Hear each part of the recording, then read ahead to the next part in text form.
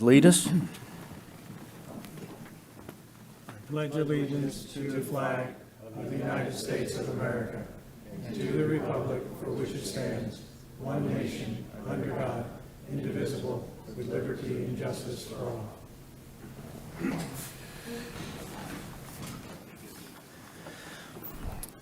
This is the Planning and Zoning Board and local planning agency.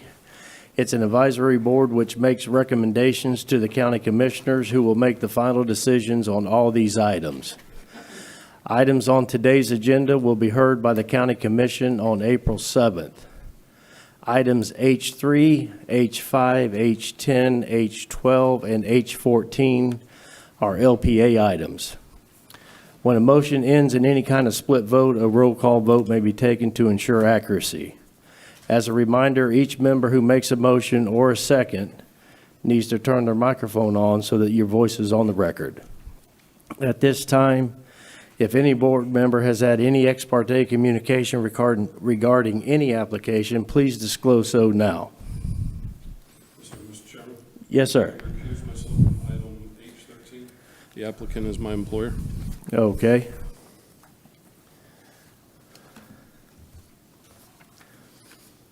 We have that. All right. We need a motion for the approval of the P&Z minutes from February 14th. Move to approve. Second. A motion by Liz, a second by Ben. All those in favor say aye. Aye. Any opposed? That motion passed unanimously.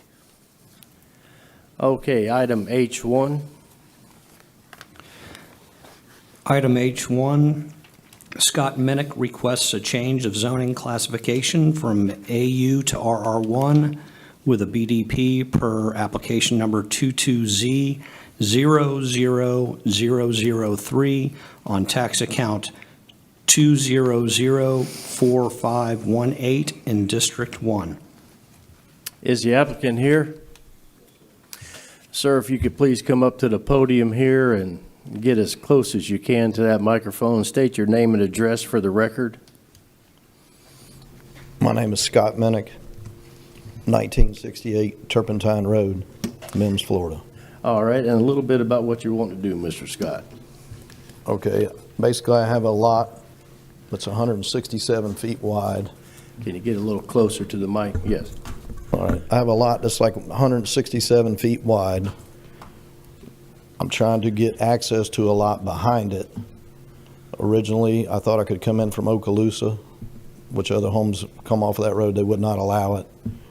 County told me to get an easement. I went for the easement. They turned it down. Then they recommended that I do the change it from AU to RR1. The lot's 9 inches too narrow for in-house variance. Okay. Is anyone in the audience would like to speak for or against this item? If you could just scoot over to the, sit there just a second. Sir, go ahead and come on up. Yes. You can go ahead and sit down just a second. We'll listen what they got going on here.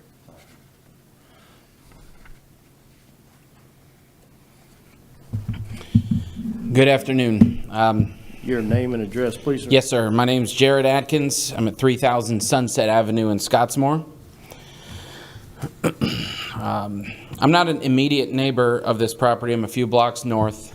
However, I'm the president of our Scottsmore Community Association, which sort of acts as a conduit for information flow to the community in and out, and to come here and voice concerns of community members and residents of Scottsmore to you all, to the county commission, and vice versa.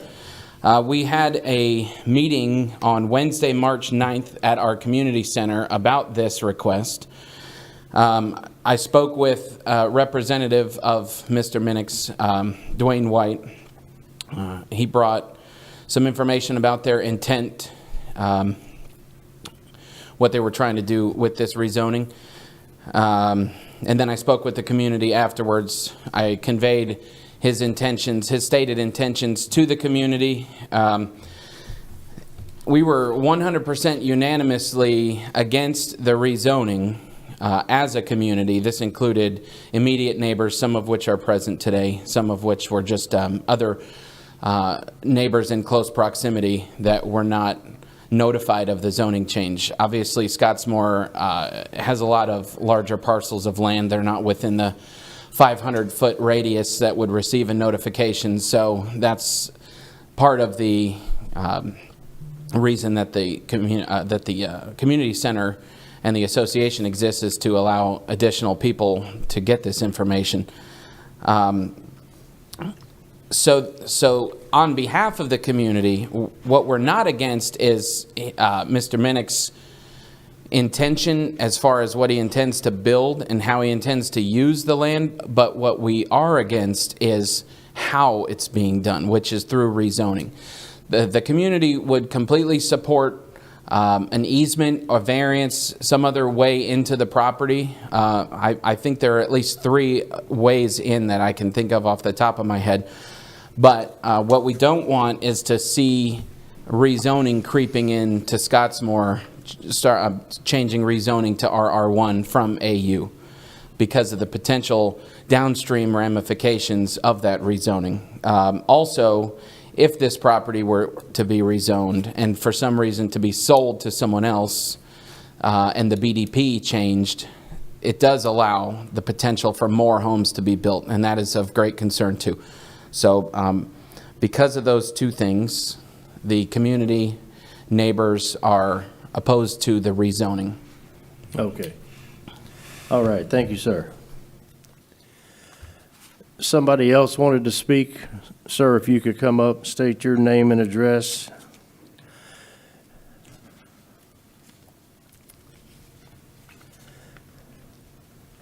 And we're going to start the clock here with, you get 3 minutes. Okay. Good afternoon. My name is David Laney. My address is 3800 Sam's Lane in Scottsmore. Also, I consider myself as a person standing on this because it has to do with zoning within the Scottsmore area. And many of you are aware of how we in the Scottsmore Community Association are involved and keep track of things that are proposed within our area. I would argue that, first of all, with no disrespect to Mr. Minnick, he's not eligible for this because the situation that he is attempting to remedy is of his own making. Within the ordinances, it specifically states that any individual who is eligible for variance, meaning variance in this interpretation from the ordinances, is a departure from the strict application of the ordinances as they currently exist. The rezoning of the piece of property that's being proposed, yes, that is contained within the ordinances of an avenue on how to utilize a non-standard, non-conforming parcel that allows it to be rezoned based on what parameters there are. In this case, an example would be it doesn't meet 150 feet of road frontage for a 2.5-acre lot. Instead, it only has 137. You could rezone it to RR1 with the binding development agreement that you're still going to utilize it for the same building, consistent with classification of other properties in the area, and that's fine. You could build on that property. What the ordinance is not intended for is to allow for rezoning for modification of an existing lot to receive a variance on that lot for the purpose of benefiting another piece of property. That's not the purpose of the ordinance. Certainly there will be much more information I'll provide both to this group if you choose, but also to the County Commission, full package that will be provided with additional objections. But thank you for your time. Okay, thank you, sir. Anybody else would like to speak for or against this item? Sir, if the applicant, if you could come back to the podium there. Seeing that, I bring it back to the board and open it for discussion with the applicant. Anyone have any questions for him?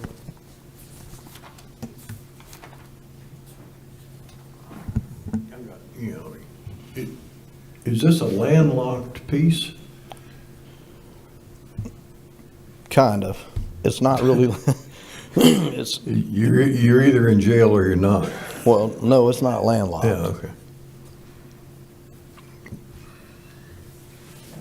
Mr. Chairman, Yes, sir. question kind of for staff, I think. The 10-acre lot that is in question on this part of why he wants this is adjacent to Wheeler Road, or at least looks like it is on the property appraiser's map. Is that correct? Yes, And sir. is Wheeler Road actually an open road, Or is that just something that hasn't been developed yet?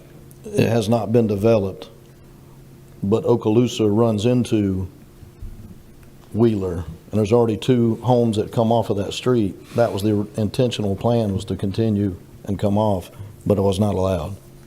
And why didn't you want to use Wheeler Road as access to that lot?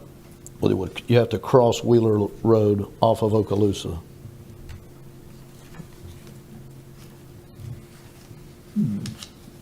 Wheeler Road runs east and west. Right?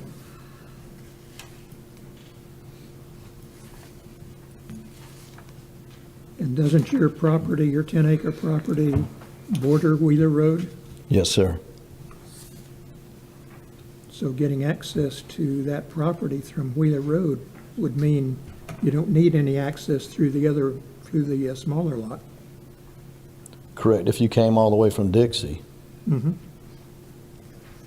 But then that would mean a paved road or a up to county standard road, which would be very expensive when you could come down Okaloosa, which people already utilize. All it needs is an up-to-date culvert. Where is the other road you're talking about? I don't see it on the property appraiser's website. If you go to the end of Todd Lane,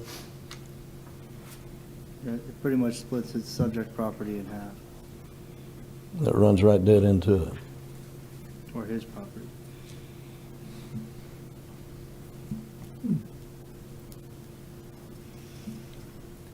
Must be an old map I'm looking at or something, because it doesn't show it.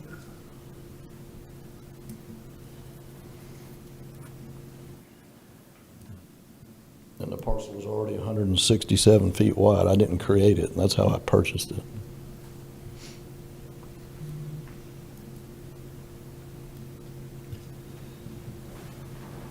Can you, Mr. Chair, Yes, sir.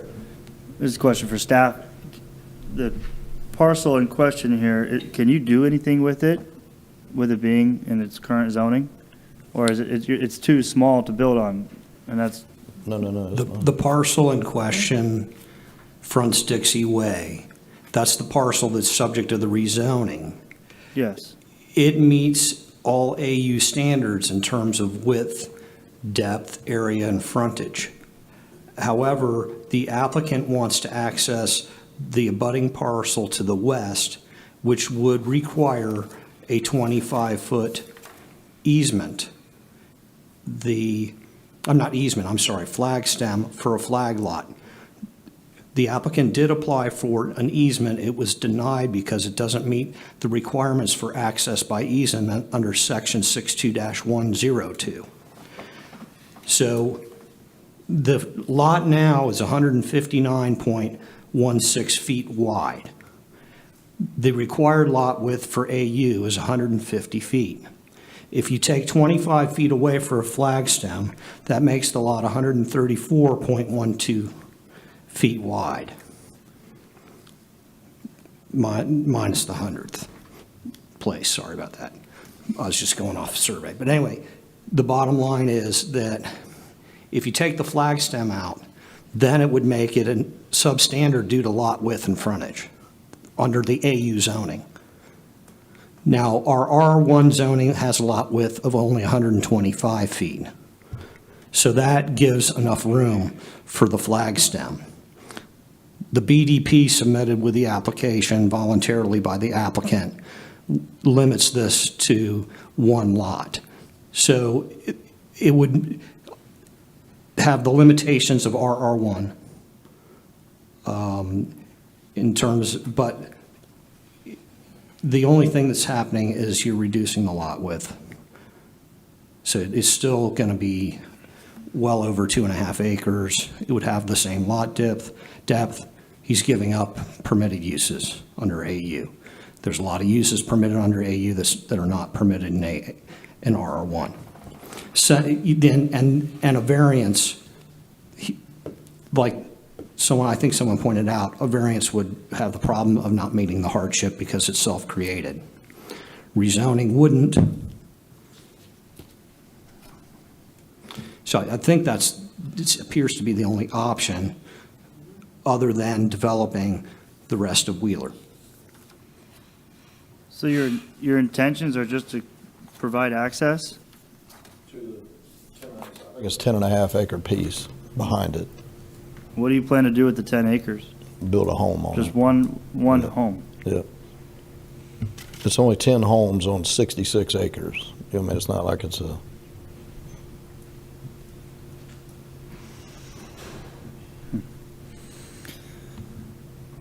I mean, I don't know how he tell the man that owns both these lots he can't make a driveway on one of them. Mr. Chair, Yes, ma'am. are there any limitations on how many homes he could put on that 10 acres based on a flag stem lot? yeah, one. It's one. It is one lot. He would not be able to subdivide it without somehow providing access to it. So on a 10-acre AU lot, you could have one primary residence and you could have a guest house as an accessory structure to the primary residence. It could not be rented out. It's for guests and servants only of the owner or occupant of the principal residence. So if he were to use the property that he's asking to rezone right now to create the flag stem lot to get to the 10 acres on the west, he could only have one home and a guest home on the 10 acres. Let me. Because I didn't understand the Yeah, answer. so let me explain that a little bit better. So on a 10-acre piece of property, each of those lots in an AU zone property has got to be 2.5 acres. So that's 4 lots. Our subdivision code, anything more than 3 lots requires a minor subdivision that he'd have to go through. Each of those lots would have to have access to a county-maintained road. The other caveat to that is that you can only have 2 flag lots adjacent to each other. So he'd only be limited to 2 because of the flag stem. If there was another way of getting access to that rear outside of a flag stem, was it through Wheeler or Todd Lane, but for intensive purposes here, by land use and zoning, he could have 4 lots on that 10-acre piece. So I guess for the gentleman that came and spoke, then it's not increasing the density on the existing 10 acres with adding the flag stem. That property is not part of this request. No, I know, but I'm just saying, based on the flag stem lot, what you just described. Right. He could get no more than what's, Correct. One home. yeah. Well, I'm good. Mr. Chair, Yes, sir. I'm looking at your BDP here, and on item number 4, you're stating the developer owner shall limit density to 1 unit per 2.5 acres, which means that you could essentially put 4 houses on there, on the 10 acres. Am I correct in my reading here? Well, you can only access 25 feet. If you do a flag stem, it only allows one address. So why is this statement here then? Which page is it on? It's on the second page in the back. Mr. Chairman? Yes, sir. It's my understanding that BDP applies to the lot in question, not the 10 acres. Correct. So that by putting that BDP in place, he's giving an effective zoning of 1 to 2.5, the same as the rest of the property around it. So with that BDP in place, there is no increase in zoning, and there's only going to be one house on that, one house plus a guest house, not in Res 1. No, on the front lot, there would be one home. Mr. Chair, if I can explain a little bit for you. So the RR1 zoning classification is a 1-acre lot. The Res 2.5 is a 2.5 acre lot requirement. The BDP is written in a way to recognize Mr. Minnick's rights as far as the fluid designation of 1.25 and not the RR1, which would allow for a 1-acre lot. That way, he's only capped at 1 unit per 2.5 acres. That's the reason why it's written like that. There's no more escape clauses in that? No, there's only one condition in the BDP, or I should say stipulation condition, and that's to provide the consistency between the land use and zoning. Another question. What if he were to make it unity of title for the two parcels? Would that Something affect totally it? different. No different? That's a totally different avenue. So the unity of Beneficial title. or not beneficial to the So the applicant? unity of title would combine his property to the west and the property that he's rezoning today. Yes. Would that be a benefit to him instead of doing the zoning change? I don't see how it would be. Okay. Because essentially that would grant him access, would it not? If he were to do that? Be He one would big have, lot. he has access. The unity of title wouldn't give him any more provisions or rights than what he currently has. All it would do is instead of having two lots now, he'll have one lot. Because the zoning would remain. Right. Yeah, but he's going to have two different zonings. You would have two different zonings, yes. It's confusing. We still have some confusion, Mr. Jeff. I'm here. Shoot away. Basically, two houses on 13 acres is basically. I don't know of another configuration up there that's like this. So you're going to. I think this was a test for us. We're failing. So you're going to put one house on the long lot and one Another. house on the 10 acres? Correct. Okay. Okay. And that's, the long lot will have your driveway, so you'll be coming in off of Dixie Highway, correct? Yes, sir. Yes, sir. And there's no other way to do it? Jeff? Well, No. that is, that's one way to do it. I don't know if there's another way to do it, because in this case, an easement, like Peter said before, doesn't meet our access for getting access through an easement. Our code specifically prohibits that if the lot wasn't created prior to 2011. So with that, we'll talk about the variance application. So this is, Mr. Minnick would have to provide a reason for the hardship, and one of the criteria is that it's not self-created. Obviously, if you're creating a lot, it's self-created. So we sat down, staff and I sat down and figured out that one option, it wasn't a recommendation, it was an option that Mr. Minnick could have, was to rezone the property to RR1, which would give him relief in the minimum lot width requirement to accommodate the flag stem to the property to the west, and accommodate a lot that meets the zoning criteria for RR1.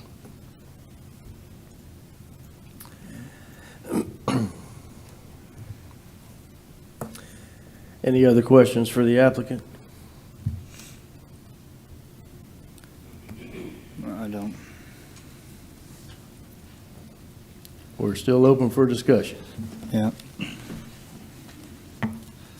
Mr. Chairman, originally when I looked at this, and I haven't really changed my mind on it, I didn't really see a problem with his request because he's got the BDP attached to the zoning, Right. which keeps the effective zoning the same as the Res 1 to 2.5.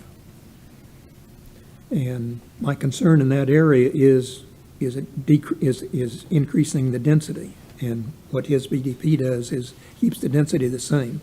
Correct. And I know he's tried a couple other ways, and when I look at it, the way I see is, the other option he has is Wheeler Road. But if that's, that's going to require some development, and I'm not sure who would fund that development. I don't think the county would probably do it on its own. Maybe staff could comment on that, but therefore, he would end up having to fund that entire development, and that's, I don't know how many thousands or tens or hundreds or whatever it is dollars that would entail. A lot. It wouldn't be feasible. I would expect a lot, yes. Liz, I saw you hit your mic button. Well, and along Ron's comments, for me, I looked at it, it complies with the future land use. The fact that the flag stem lot limits him to how many homes he can build on the property to the west of him. The BDP limits him to the one home. RR1 is a larger size home, still being able to utilize horses, barns, and it stays compatible to the area. But I think the real seller for me was that the flag stem pretty much limits him to that one unit on the 10 acres to the west of him. Unless he were to come in and get a zoning change on that, it can't help him because the flag stem will only allow him the one unit. So with that being said, I'm okay with his application. Do we have to tie, and maybe it already is, the property to the west into the BDP? I don't think you have to. I mean, that has its own development rights. What the key issue is this property here to accommodate the flag stem itself, because that flag stem will have to be deeded over to the property to the west, making this a non-conforming lot. And so, my professional opinion is that no, you don't. Okay.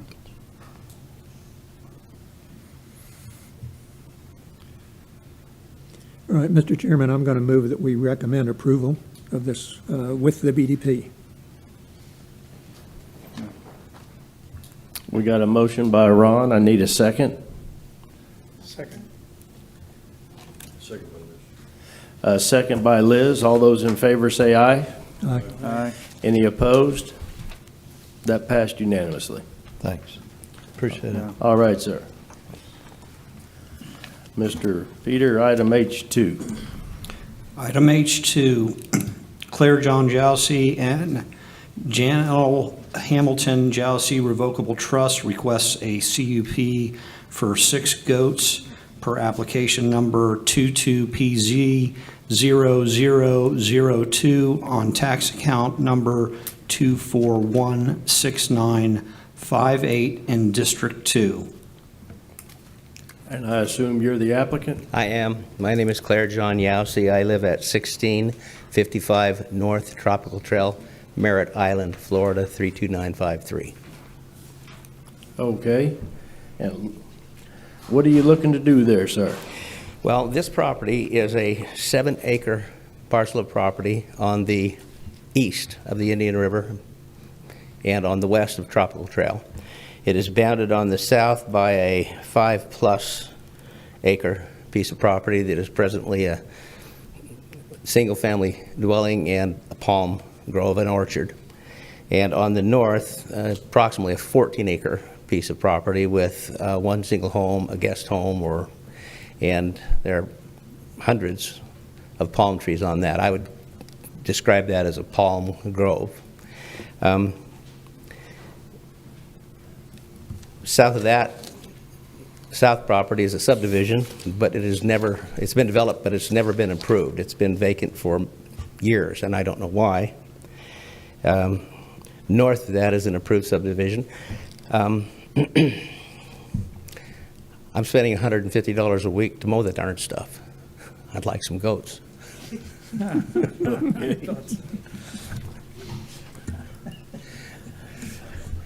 All right. Mr. Chairman? Yes, sir. You're south of Lambert? Yes. Okay.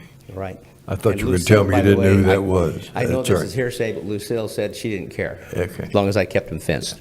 I know that neighborhood fairly well. A little sarcasm. That's it. Okay. Is there anyone in the audience would like to speak for or against this item? Well, that's a good sign. Seeing that, I bring it back to the board. Anyone have any questions for the applicant? Yes, I have 2 questions. I noticed that you're putting up an electrified fence. I am. Okay. Do you think you'll keep those goats inside the fence line? Actually, all the studies and my practical experiences, this is a far superior fence to anything else you could construct. The best description I have, if you've ever driven down the freeway, and you'll notice in the median the 3 cables system with the 3 steel cables, that actually tends to be far more secure than the concrete dividers. The electrifying of the fence, goats are smart animals, so are coyotes. They touch it once, they never touch it again. It has a tensile strength of over 700 pounds, breaking strength. I haven't ever seen anything go through one of those fences. The only problem is if the electricity fails, and so there would be a standard fence charger with a battery backup and a warning system or a light system which would notify me if ever the electricity failed. In that event, it would probably be 24 to 48 hours before the goats realized that the fence power was off. They've been thoroughly trained not to touch it, and they don't go near it after the first time. So it's actually more secure in keeping the goats in and in keeping any other unwanted prey animals out. And it's more invisible. You only have a fence a post about every 40 feet, and the rest of it you can't really see. It's just essentially clothesline wire. My second question is, which way does that land slope for drainage? Well, it slopes both ways. It's one of the great things about it. It's about 10 feet above the Indian River in the middle, slopes down to the Indian River, and then from the middle of it to the east, it slopes down to Tropical Trail, and so you have drainage both directions. So how will you control animal waste? Well, there really isn't any. Once you found out what goats are, their scat or their manure is small pellet-sized pieces that essentially they just deteriorate into fertilizer, and they really, other than keeping them contained, which is the major task with goats, they don't really cause much damage.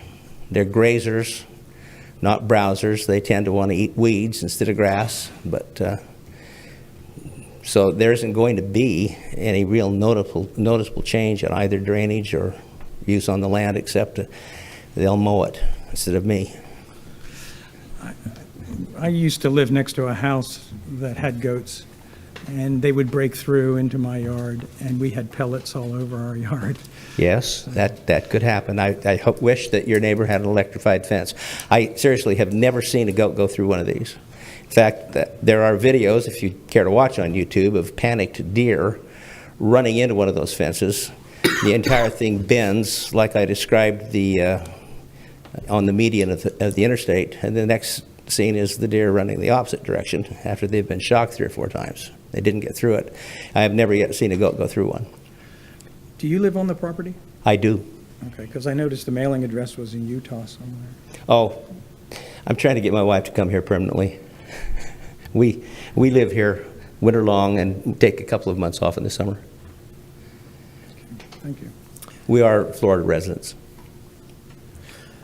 The maximum number that you're wanting is 6, correct? Correct. Because we had some public response here, said 10 or less. I don't think that the conditional use permit will allow more than 6. And on the back of this packet, is that something in the fence? That's a schematic of a part of the fence, yes. Okay. That looks like a pretty heavy-duty fence. Well, it is heavy duty in its action. It's actually quite invisible to see, but it will contain them. I don't have any other questions. Mr. Ron? Yes, I'm sorry, sir. Were you before our committee, our panel, several months ago to putting in a subdivision on this property? Several years ago. Yeah. Yes, well, I applied for it to be rezoned. I think, if my memory right, it was SEU 10, and applied for it to be rezoned SEU 1. What's changed my mind is that to the north of this property, about a mile, there is a subdivision called Avalon Estates, completely developed, beautiful, well-maintained, has never sold a property since 2017. I don't know why. And to the south is this, I call it a failed subdivision, which is nothing more than an eyesore. And again, I don't foresee anybody building in there without a horrendous amount of work. I don't know why that is either, but it apparently is not an area of Merritt Island that is subdividing at the moment. Okay, I was just curious about that. The goats that you have, I noticed that in looking at the property appraiser's website, there appear to be very few trees and shade on that property. Are these goats going to be able to handle that condition of not having shade and not having a barn or something to go to? Actually, there is a small outbuilding that is going to be inside the enclosure. It's a 10 by 10 plastic shed that will be open to them. One thing goats don't like to be is they don't like to be wet. Yeah, if you want to know when it's going to rain, watch the goats. They'll be out of the rain long before it comes. Goats are extremely hardy. I don't know if you've studied the history of the Spanish goat. Dropped off in the Bahamas and those islands back in the 400s and thrived very well. The early settlers would hunt them for food whenever they'd come over. In Blue Springs State Park, there's an island called Goat Island. Goats were let out there when one of the ferry ships or the river ships ran aground. They thrived there from the 1890s or whenever they were let loose till the 1930s, and then they disappeared because of the Depression. People got hungry and ate them. But goats are very hardy, thrive on many different, they live everywhere in the world, places you couldn't raise a cow. And that you said you're going to have a shed on that property inside the fence that was how big? I didn't understand that. How big was that shed that you're going to have? Oh, it's about a 10 by 10 shed. It's sufficient for them to run inside when they don't want to get wet. Okay, and the doors are open, it's not? It will always be open, yes. Okay. All right. Quick question. Not even a question, just an observation of your submittal. The CUP allows for the 6 goats, no more, because of the size of your lot. I'm glad you're following the spirit of the North Tropical Trail Area Study, because that was years in the making, and keeping the area rural, semi-rural. I know the fence isn't required with the CUP, but it sounds to me like we wouldn't want to ask you to do a BDP because you want your goats not to run away. So I'm not going to suggest a BDP and put you through all that. And so, Mr. Chairman, when it's time to make a motion, I'll be glad to make a motion to approve. And I'll second it. I'm ready for a motion. Motion to approve. Mr. Chair. Hold on One one more second. question. 1 second. Mr. John has one more Yeah, question. one more question. Yes. What's the sex of your goats going to be? Castrated males are called weathered goats. This is a family pet, so I have one weathered male. I have a female, and she has 2 3-month-old kids. So there are 4 goats presently that I have that I'd like to move onto the property. It is not my plan to have an adult male goat on the property. In fact, the 2 3-month-old, they're males, but at 1 year they'll be sold for meat. So you're not going to set up a roadside stand selling goat's milk? or- No, sir, I'm hoping that a Cuban restaurant wants them. Cabrito, okay. Mr. Chair, before we entertain a motion, I would suggest that you open up the public hearing to any public comment. I thought I had asked that. I'm sorry. Is anyone in the audience want to speak for or against this item? Yes. Yeah, I might have forgot, though. Let's say, Okay, any more discussion? I need a motion, Miss Liz. motion to approve the conditional use permit to allow 6 goats to mow the man's grass. And I'll second that. A motion by Liz, a second by Henry. All those in favor say aye. Aye. Any opposed? That passed unanimously. Thank you. Thank you, sir. Mr. Peter, item H3. Next, item H3 and H4 are companion. H3 is a rezoning, and H3 is a small-scale comp plan amendment, H4 is a companion rezoning. Item H3, Store Safe of Rockledge LLC, Nathan Lee, requests a small-scale comprehensive plan amendment number 21S.03 to change the future land use designation from residential floor, neighborhood commercial, and community commercial to all community commercial under number 21PZ00083. Tax account numbers 2511096, 2511103, and 2511119 in District 2. And then item H4 is Store Safe of Rockledge LLC. Nathan Lee requests a change of zoning classification from AU and BU1 to all BU2 under application number 22Z00004, tax account numbers 2511096, 2511103, 2511119 in District 2. And please keep in mind that while they can be discussed together, we need separate motions. We can't have one motion, separate motion for each of the two items. Okay, is the applicant here? Sir, if you could get as close as you could to that microphone, state your name and address for the record. Good afternoon, members of the board, staff. Kenan Husseini with Kimley Horn Associates, 7341 Office Park Place, Melbourne, Florida. I'm a registered applicant on this project. And a little bit about what you're wanting to do here. and Absolutely. why. Yeah, so this is a 12.19 acre. Mr. Chair, can I just interrupt for a second? Unfortunately, Mr. Said is not listed as one of the agents on the application. Mr. Lee was authorized to do that. If Mr. Said has got some documentation that allows us to hear this application. Yes, please.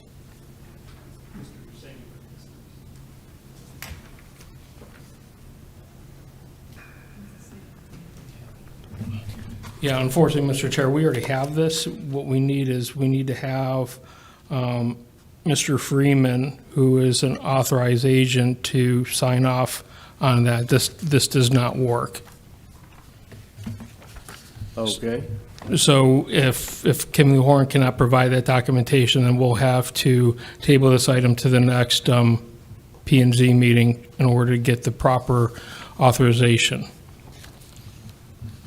Yeah, staff, appreciate it. Thank you. I believe it was tried to be emailed to you guys, but the format of the authorization wasn't appropriate. And is that correct? That is correct. Okay. So yeah, if that's the ruling, I appreciate your time. I would, in your motion, And include the LPA and the zoning yes, the land use and the zoning to April 18th, which is your next meeting. to April 18th, But item H3. H3. And 4. H4. What, we still need separate Oh, votes. yes. Oh, you need separate? Thank you. Okay, so I'll Okay, make a we're- motion for, to table H3, the LPA. We have a motion by Liz, a second by Henry on item H3 to table it. All those in favor say aye. Any opposed? Point of order. Are you part of this? Yes. That'd have to be heard at the next meeting. So that passed unanimously. We need a motion and a second on item H4 to table. Motion to table H4? Got a motion by Liz, a second by Henry. All those in favor to say aye. Aye. Any opposed? Item H4 is tabled also.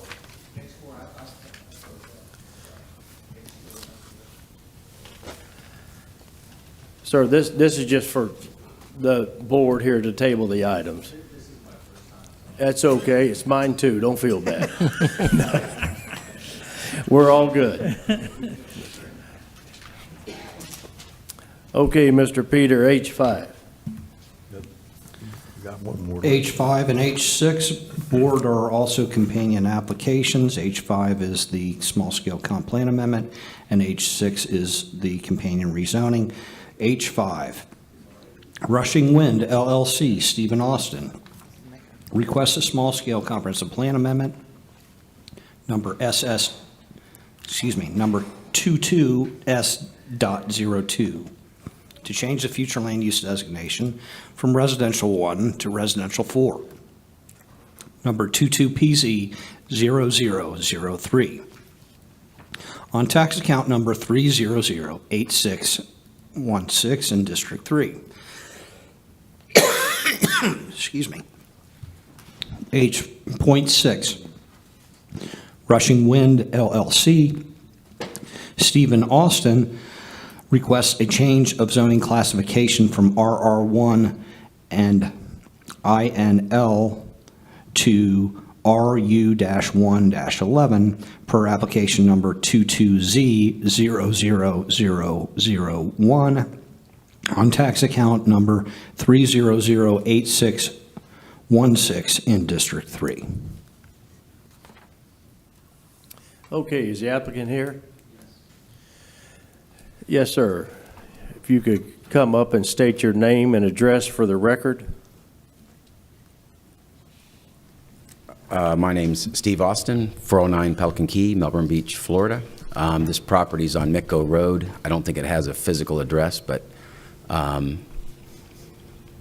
Just a little bit about what you're wanting to do and looking okay. to do.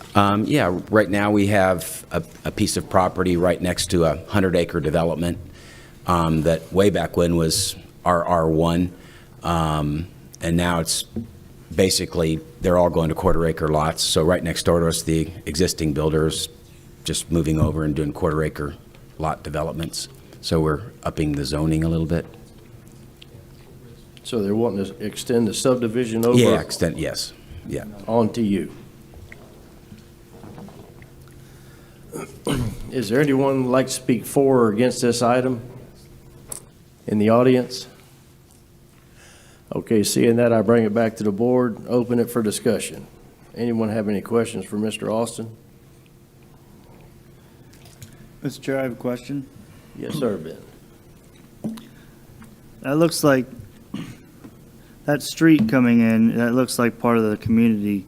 I'm assuming that's to the east. How are you going to provide access to the lot? Same way, there'll be a 4-lane lot. I have a map. Let me show them the map. It's the same. Should I pronounce my name or not?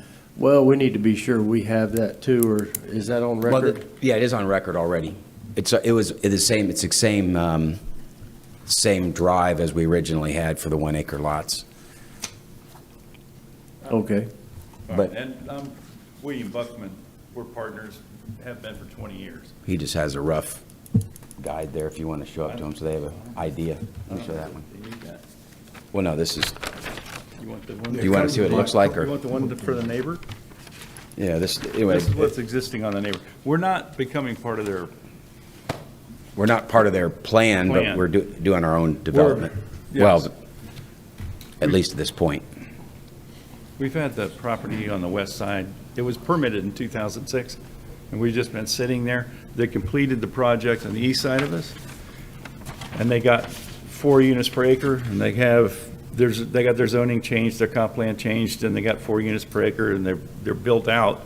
And so we're looking to market the land on our side, so we wanted to get the comp plan changed so we can give it to the engineers, and the engineers can come back and make the offer if we can get the zoning changed. Okay. Does that make sense? Mr. Chair, if I can just interrupt for a second, just want to clarify some things. So when we look at a land use and zoning request, we look for 2 things: consistency and compatibility with the surrounding area. Access, obviously, if you're going through that process, you're going to need to have access. And so I don't want you all to get focused on the access part of it. Access will have to meet county code when the time that the site plan is addressed. And so they will need to provide access to a county-maintained road. The other thing that I want to bring to your attention is that the property immediately adjacent to the east is Res 2. That was approved with a BDP to cap the density at 2 units to the acre. Thank you. Okay, seeing that, I bring it back to the board and open for discussion. Anyone have any questions? West boundary line is City of Palm. Sir, you're going to have to get a little closer to that microphone so we can get you on record. Okay. Yes, sir. What did you just say? I'm sorry. Oh, the west boundary line is City of Palm Bay. Okay. Mr. Chair. Yes, sir. Mr. John. The development to your east, are those build-to-suit lots?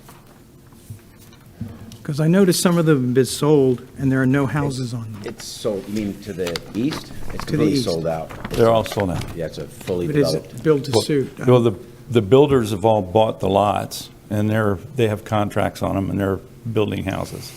Okay, so Yeah, but all the lots a are number of sold. builders have come together. Yeah, and- yeah, yeah. Yes, and there's each 2 or bought 3 up of them in there. Lots. Yes, sir. Yes, sir. Okay. Are you planning on doing the same thing on yours? We're planning on selling it to the builders, and they're going to come back with engineers and make everybody happy. Okay. We're just trying to see that we can get the zoning. No, I understand. These lots to your east, again, they've been around for how long? How long have they been Well, selling them? back like, well, we They bought them. started a long time ago. Yeah, but- we but bought them. Well, they started really, you mean, when did they build, or what do you mean, when did they get the zoning change? When did they start building? Gosh, this thing sold out really quick. I'd say within 3 years, they built 400, was it 300 homes? I don't know what's No, in there it's- exactly, but Well, it's 100 acres. When did the zonings get, No, I just wanted to know if the market was there for yours, because what I'm looking at here is that these builders bought these lots, and there are a lot of vacant lots still on that. oh, no, on no, the they're, property. well, actually, I'll answer that. I'm just 'cause- looking at the appraisal district. and it Yeah, well, shows- actually, they're completely sold out, and one of the No, I can build- see that Yeah, one they'd of sold them, but they haven't built a house on them. they're in the process. yeah, they're coming up And as fast as The they same can build builder's them. out of lots, and so he's come to us and he's looking for lots, so he's For a way to expand. next door. We actually tried to get a road between them, but by the time we got with them and negotiated with them, we couldn't get a connecting road between the 2 subdivisions. I think they had, yeah. Yeah, Their they didn't homeowners design it. They had to They had to association have was, 3/4 of their the, homeowners association was, too many lots were sold, so in their association documents, they couldn't do that. Because it's all sold out.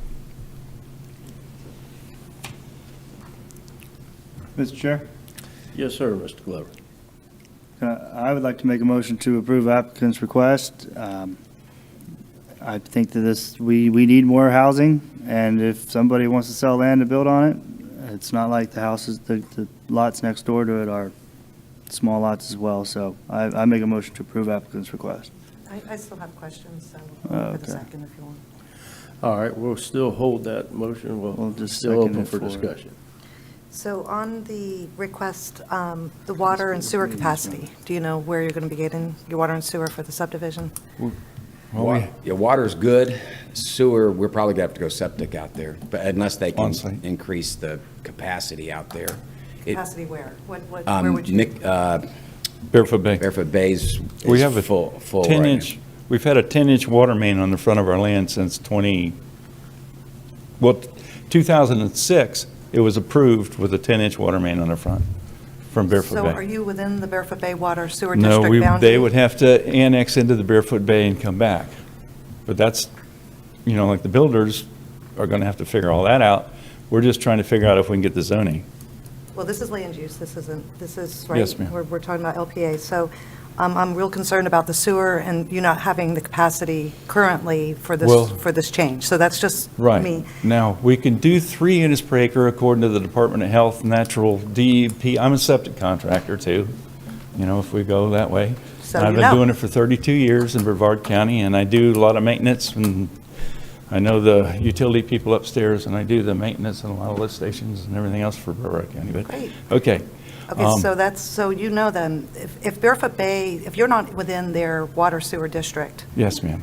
boundary, then you Yes. can't even approach them to get sewer unless they've got the capacity I'm to not then looking for change. sewer, though. And they said that You're there's... planning on doing septic then? Yes, and the county On 4 does- units it- to an acre? Yes, and the county says that they're not planning on anything for the sewer in Barefoot Bay, maybe for 10 years. Okay. So, and I'm 69 tomorrow, And I've started this in 2000, so Okay. I'm about done. That's fair. We had it approved for the state of Florida to put the greenway trails in one time, and the funding was in the state of Florida, and then they ran away with the money. And I hate when that 2011, happens. we didn't get any of it. We had 40 out of 90, $100,000 or something to put the greenway trails in, but that didn't work either. Well, my second question too, since we're talking about land use, there's, according to the schools, there's no capacity, or there's not enough capacity for the total projected and potential students from the rushing wind development. So have you had any correspondence with the schools as far as? Yeah, we did, she said everything, we took our stuff in We and they said took everything's everything. fine, but we haven't. We submitted it all to the county Yeah. for this process. The report that I'm We looking went at across the says, street and because paid there's a the school shortfall board of available their capacity in the fee, whatever it concurrency, was, and they said we're fine. the capacity of the adjacent concurrency service area must be considered, and that's what I'm considering. Yeah, we took it in, I guess, per the request of the board, and they said everything's good. They signed off on it and said it's good to go. They didn't see any problem. But then you're telling us something that we haven't heard yet, so. Well, the schools are saying that do have concurrency is many miles from where you're building, Port Malabar, Columbia. They have capacity, but it doesn't say that that would be the closest schools to your area do not have the capacity. That's according to the school board, that's all I'm reading. Okay. And I think that would have to be approved during the plans that are to be submitted by the engineers, correct? Well, I'm not willing to support your motion only until I understand better what they plan on doing as far as septic, 4 units to an acre on septic versus the 3 units that he said would be allowed by the health department. I don't know those rules, so I'm not. Okay. But, and, you know, if he is saying 10 years to get into the Barefoot Bay sewer system, No, yes. Yeah, okay. Well, they don't know. We don't need They don't know. We tried to get it, and there was something went on, and some other guy got it. He actually sued the county because he didn't get his sewer, so all the sewer went to him, and we didn't get it. We were in the That process. was a long time ago. But that was a while ago, yeah. and I do support development, we need new houses. I just don't support, this doesn't seem planned to me. And so I'm not ready to make a motion. I didn't get my questions answered, so Mr. Chairman? that's just me. Mr. Yes, Chairman, I had a question about the sewer. You're going to put septic in there? Yes, sir. A portion of this area is in the septic overlay. Are you going to be using high performance? Yes, septic 245 tanks? nitrogen reduction units. Okay, so you're aware of that? Yes, Fuji is the ones we've been using, putting all over Brevard County. Okay. And on the school And the- issue, does our representative from school board have anything to say about that? I'm sorry. He got you, John. No, I was reading what they wrote here. And what does the school board say about concurrency? Well, they have an issue because of the Sunrise Elementary, that it's overcapacity, and they cannot have any more for that school. But then in the next paragraph, they say that the adjacent elementary school concurrency are at Port Malabar, which may be a distance away. Yeah, that's quite a distance, isn't it? Yeah, I believe so. And so any children that are in this subdivision are going to have to be bused quite a distance. And I'll just say one more thing. You know, the comp plan and the zoning accounted for 34.6 acres, which was 25 units. You know, 25 units on septic is a lot different than 138, which what you're proposing. So, Yes, ma'am. But we you know, don't, increasing the density, we don't think that we're going to get that. It's but just, that's what you're requesting. well, So I'm just. I think it was an option of 2 units per acre or 4 units per acre. And I think next door, they have like 30-acre lots. So we were hoping to get the 4, so then we could give it to the engineers, so they could come back with a plan that would make the county happy. And I didn't want to not have the extra unit if we could get it, if we had the other zoning, as opposed to taking the lower zoning and not be able to get the extra unit. I was just thinking ahead, maybe a little out of the box. Right, even the builders are going to have to do some engineering to to know how many, if we get quarter acre lots, we may not be able to get enough houses on We quarter probably with won't get the septic. quarters in, But we have to but get in the order to approval get before we do three, the you have to engineering. have, That'll all be handled in the design stage. right, in the 'cause next- You're gonna right. have to have retention and Right, everything right, else. yeah. This is just yeah. a And we matter we of have no zoning from wetlands.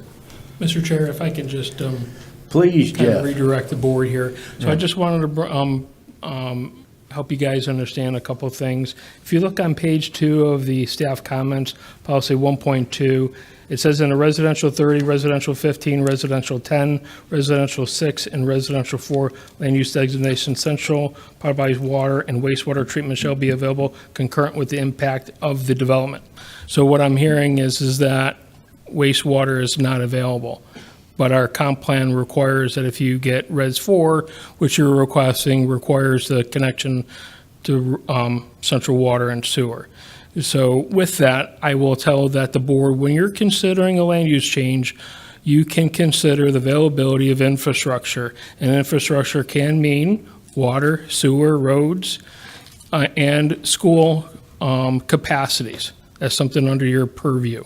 The other thing that I would point out, and unless this changed, it's been a couple years since I've done septic tanks, and that in order to do well and septic is a half-acre lot. To do, if you have access to potable water and septic, then it's a quarter-acre lot. That's the difference, half-acre, quarter-acre. But at the end of the day, our comp plan requires connection to wastewater if you're requesting Res 4. Now, if the board says, well, if the board is more inclined for Res 2 and have 2 units to the acre to make it, to comply with the, or I should say, not to have a requirement for central sewer, then you would need to have a BDP to restrict the density, because the zoning request is for RU 111, and Res 2 is not consistent with RU 111. I just wanted to point that out to you, if that's the direction of the board.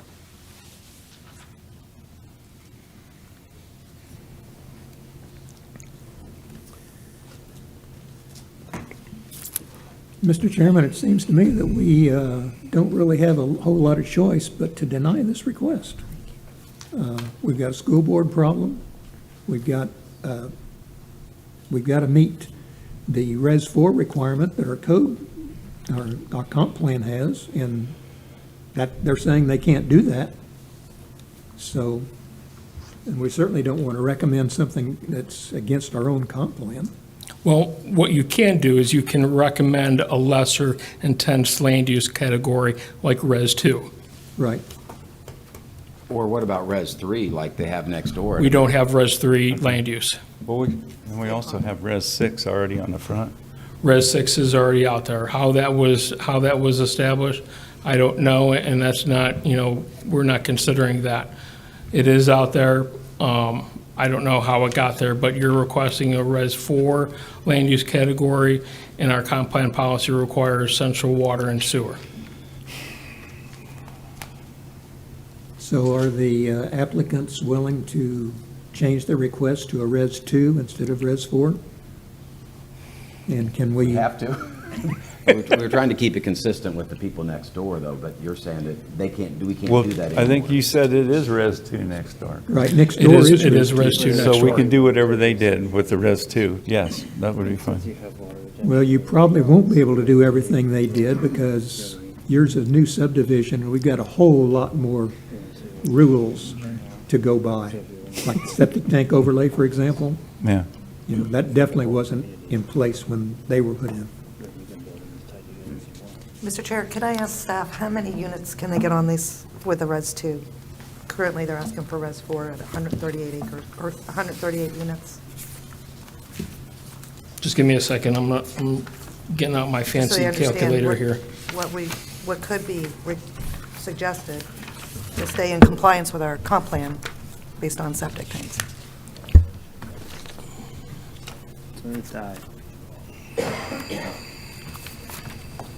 Based on my calculations, at 24 acres, that's 48 units.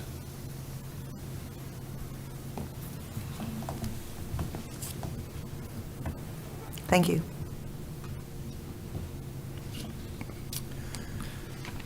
Mr. Chair, if I can, I will revoke my motion as of now. Okay, Mr. Glover is withdrawing his motion, his first motion, with no second to follow. So are the applicants willing to go to, change theirs to a Res 2 request? I guess so, yeah. If so, then I would move that we recommend approval using a Res 2 request.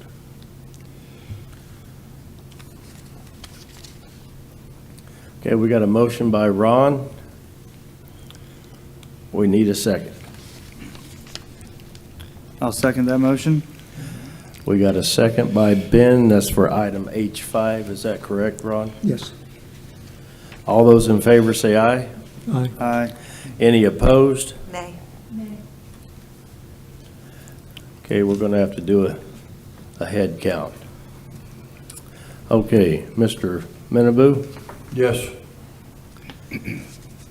Liz? No? I'm a yes. Mr. John? Yes. Ben? Yes. Ron? Yes. Dave? Yes. And ma'am, I'm sorry. Lorraine Cost, Lorraine? Okay. nay. All right. A nay from Lorraine, a nay from Liz. You got it? That was for H5. I'm sorry? H5? Okay. So that motion did pass. Thank you. Now, item H6, which is connected to that.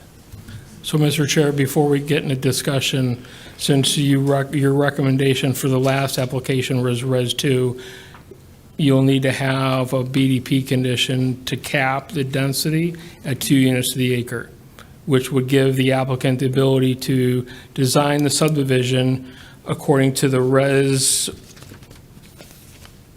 let me just check,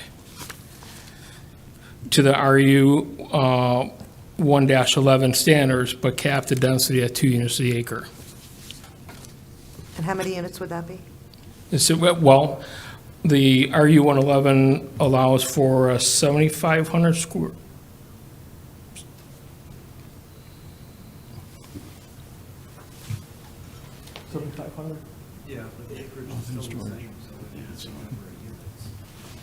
Yeah, so the lot is 7,500 square feet, but they'd be capped at the half acre. So 48 units? Yes. Okay. So did the applicant understand that we want the BDP attached to the zoning request that caps the development at 48 units? Are we forced to do that? Yes. Yes. Yeah, the Guess so. BDP is going to cap it to 2 units per acre. Okay. Okay. And Mr. Chairman, just to put on the record, I'm not trying to mess with your development, but the school capacity issue still isn't answered because, just because we have less capacity doesn't mean that capacity for the schools is going to change. So until I have all that information, I'm just not going to support this today. But it seems you have support, so. Okay.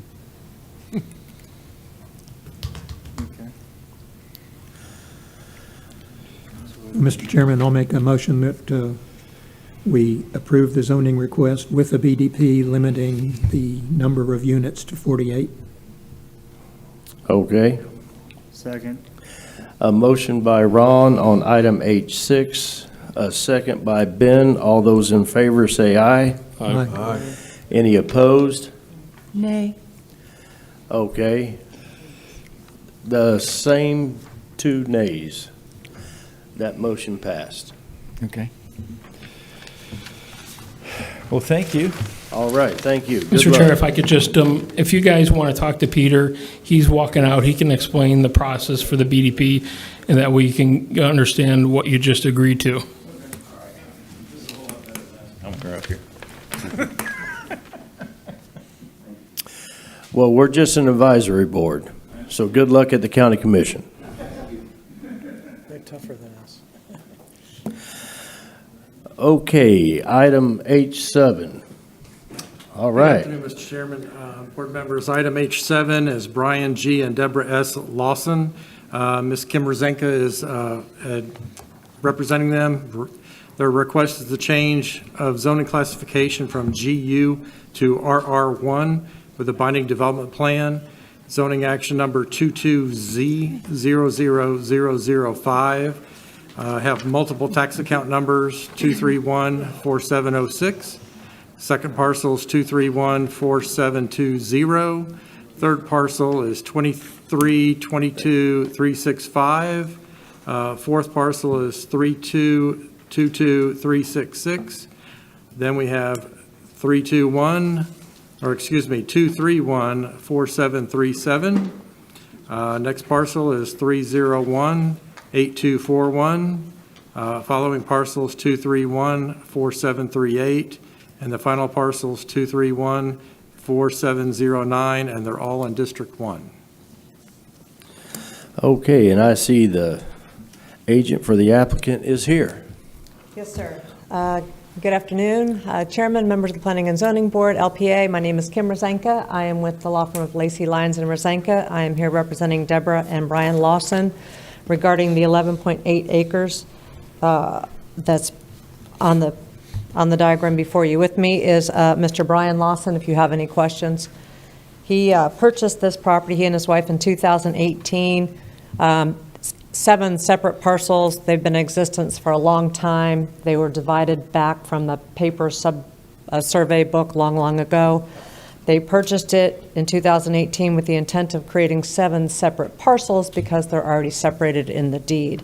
As we went through the process, we found out in order to do that, you have to do a minor subdivision, which is very expensive these days when you start doing sidewalks, septic, sewer, all the rest we've talked about. They're all zoned ZU. It's Res 1 to 2.5. We're keeping the future land use at Res 1.2.5. Asking for zoning of RR1. The RR1 was selected because of the dimensions of the lots that are split and to limit some of the uses. He didn't want beekeeping next door. He didn't want a heliport next door. So that's why the RR1 was selected. This is the drawing I gave to you. Shows the 4 lots that would be limited by the BDP submitted to you. And you can see the south lot, lot 1, is the Lawson's homestead. Mr. and Mrs. Lawson lived there. They built that house together. Lot 2, Lot 3, and Lot 4. This will require 2 administrative easements of 20 feet. That's what the A and B are for. And we're still waiting on the survey for those easements. As you know, surveyors are incredibly backed up, and we've been waiting several months. So we've asked for the rezoning to make the land use and the zoning compatible, limiting the RR1 lots to 4 by the BDP, and we would request that you approve the zoning change with the BDP. I can answer questions, or Mr. Lawson can answer questions. Mr. Chair, I just want to, this is Jeffrey over here. I just want to make sure that you guys understand the BDP condition is a limit to 4 units to 4 units of this property. It does not bind the BDP with the concept plan or plan that Ms. Rozenka just showed you. Correct. That is a concept. That doesn't change the lot lines. That's why we're able to use the easements, because they weren't existent before January 1 of 2010. This is similar to the first issue you heard today, but I think a little simpler than what was presented, because we do have a diagram. Okay, Ms. Kim. Do we have anyone in the audience would like to speak for or against this item? Don't go too quick, Ms. Kim. This is looking good. All right, seeing that, I'll open it up to the board. We have any questions for? Mr. Chairman, I have a question. As a matter of curiosity, when I look at the plan, the lot down at the bottom's got this little triangle separated. What's that? Is that a trail? Old Sharps Road. That is a road that's been there a very long time. It's pretty much a drainage ditch through quite a bit of this area. Oh, okay. I was wondering if maybe it was related to a rail trail or something. No, it's just, Mr. Bassford would know all about this road, but You probably can't comment, but it's been there a very long time. It was created by the county commission in the 50s, I think, or 40s. Henry wasn't involved. Excuse me, Mr. Menaboo was not involved. Is it still used as a road? No. It's, a lot of it's been turned into drainage in some other subdivisions. No, okay. Your portion hasn't. Parts of it have, yeah, to the north has been vacated. That's why it just ends. Oh, okay.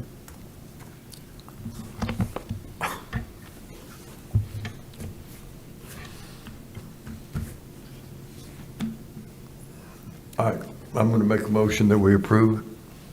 Second. We have a motion by Henry, a second by Ben. All those in favor say aye. With the BDP. With the BDP? With the BDP. Correct. Aye. Aye. Any opposed? Thank you. That passed unanimously. Thank you.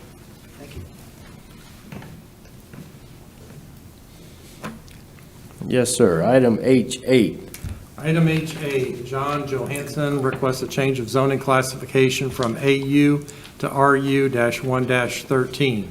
Zoning action number 22Z00002, tax account number 2501508, District 2. Is the applicant here? Yes, sir. If you could state your name and address for the record and a little bit about what you're wanting to do here. Okay, my name is John Johansson, 1682 Angel Avenue. And what I like to do, presently it's 3 50-foot wide lots on Tropical Trail. And I like to make just 2 lots off of Victoria, just to get it off the Tropical Trail. And the 50-foot wide lots are just basically too small, really. Is there anyone in the audience would like to speak for or against this item? Okay, seeing that, I'll bring it back to the board and open it up for discussion for the applicant. So, Mr. Chair, I saw that this gentleman was going to create 3 non-conforming lots into 2 conforming lots that they'll be able to build 2 homes on. It's compatible with the neighborhood, so when the time to make a motion, I'd be glad to approve. Any other discussion? Okay, Liz, I'm ready when you are.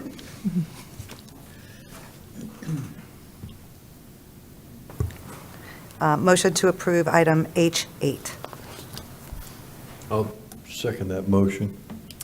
Got a motion from Liz, a second by Henry. All those in favor say aye. Aye. Any opposed? That passed unanimously. I'd like to thank the board. Thank you. All right, thank you, sir. Item H9. Item H9, South Beach Cove Development Corporation and Robert A. Bauer, trustee. Dave Menzel here to represent the item.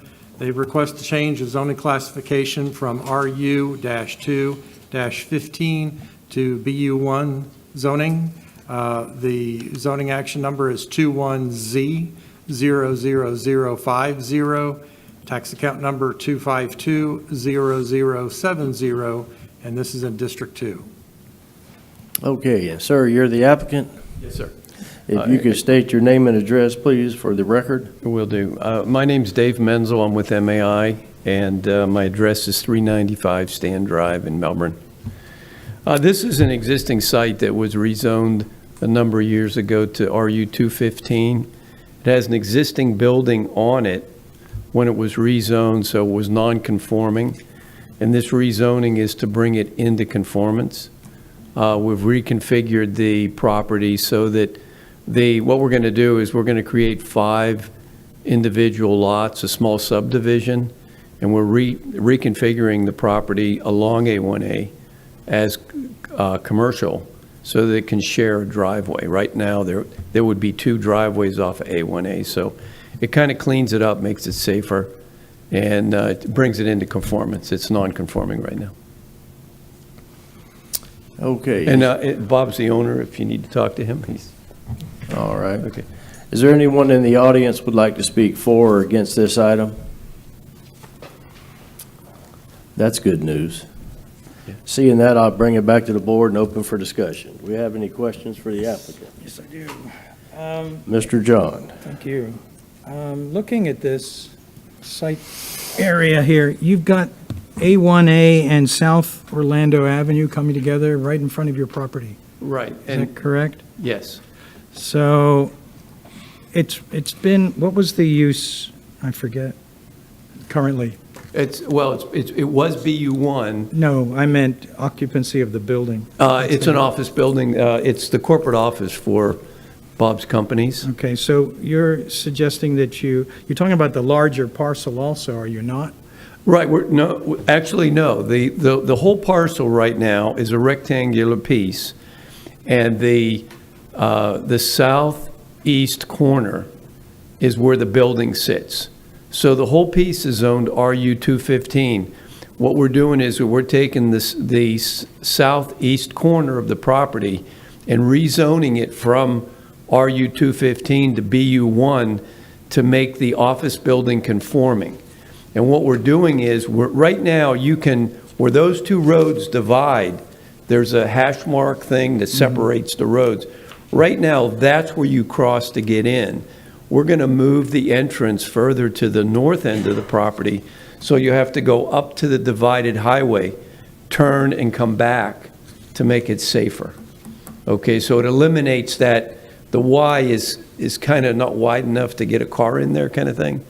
So what it did was it combined the office building entrance and the drive that goes back to this 5-lot gated community. It combines it into one road, so everybody enters and leaves at the same place. If we leave it the way it was, there would be 2 entrances to get back in there. It looks like a traffic nightmare, though, right there. The lot adjacent to you, which is owned by South Beach Cove, is that part of this? No, the part to the north is it's a restaurant. It's a Squid Lips. There's actually 2 deeded lots there.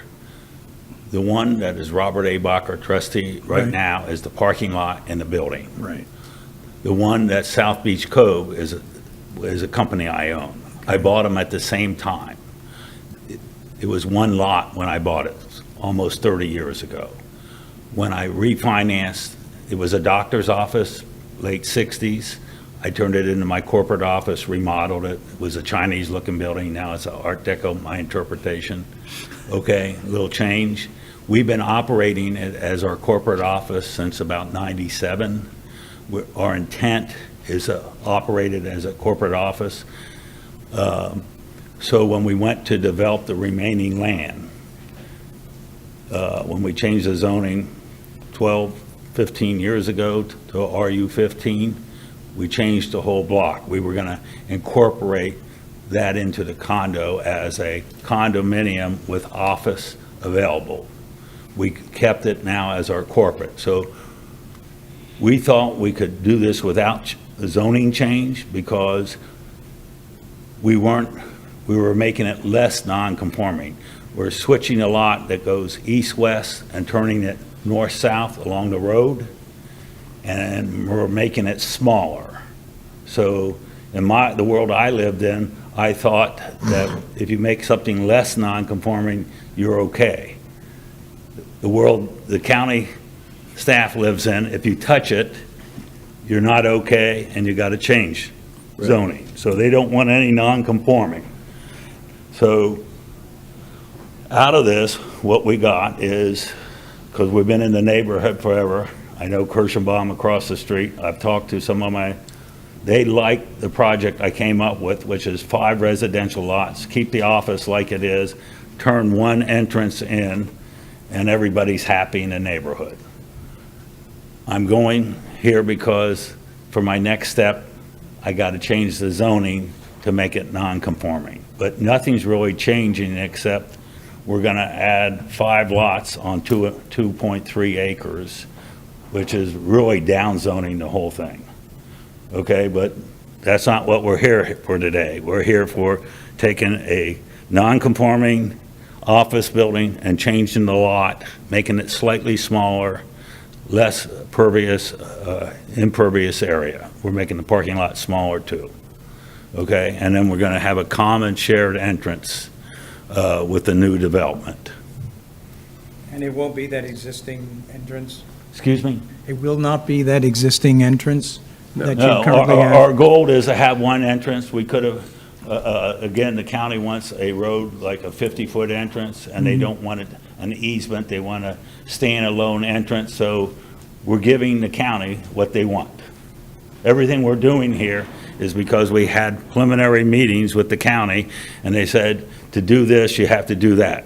So we are going through step 1, 2, 3. But one entrance, I've been on the county advisory boards for the roads, and one entrance is better too, anytime you can get it.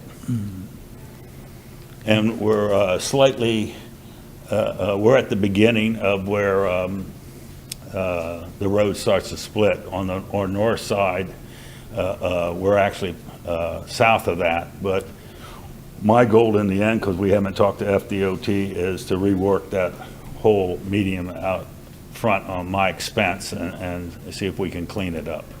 Yeah, because if somebody's coming down Atlantic Avenue and trying to get into your site, they have to cross over Orlando. Orlando, well, coming on my site now, you have to cross, anytime you cross to the left from there south, you've got to cross Orlando. Yes, but if I move it farther north, it widens up and I have more room. But they'd still have to cross over from Atlantic. Or you go past and take a left and turn around and come back down.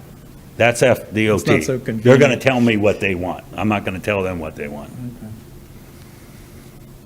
But before we get to FDOT, I got to get past you guys. And for the record, Bob Bacher, 118 Sunset, Cocoa Beach, owner of both parcels. We're going to be easy. And DOT will be more exciting. That's a fact. Another question, why is to Jeff, why are you showing a rectangle that's different than the lot itself? Because we're only rezoning a portion of that. And a portion of the adjacent parcel? Mm-hmm. Okay, but we only have one designation number in the report. Correct. So that area highlighted in the yellow is what we're rezoning to BU1. So remember, a request, typically a request will follow the property lines, or I should say the parcel lines. In this case, it doesn't. And just for clarification, because he's got residential in the back portion of his property that he wants to create a subdivision, so there would be no reason to change the zoning. You know, I think this is a great project. Anytime you can get DOT to do something positive on that section of Cocoa Beach A1A, you know, more to you.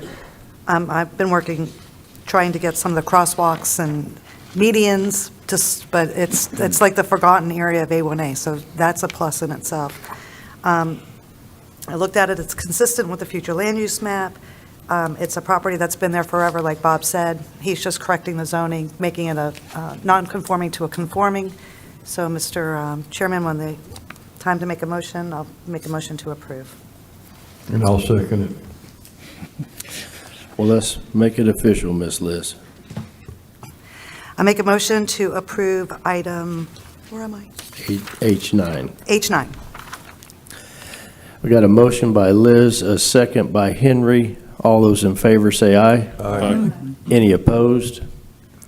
That passed unanimously. Thank you all very much. All right, thank you, sir. Have a good day. George, item H10. Okay, we have another pair of companion applications. So we'll have item H10 and then item H11. Item H10 is Morel Properties of Brevard LLC and Harmony Villas Properties Incorporated, represented by Vahid Tamori. They're requesting a small-scale comprehensive plan amendment, 21S.11, to change the future land use designation from NC to CC. Action number 21PZ00095, tax account numbers. This is two lots. It's 2511036 and 2511043 in District 2. And the zoning action is under item H11. Morel Properties of Brevard LLC, and Harmony Villas Properties Incorporated. And their request is to change the zoning classification from BU1A to BU1, and that is zoning reference number 21Z00049 on the same tax count numbers, 2511036 and 2511043, all in District 2. Okay, is the applicant here?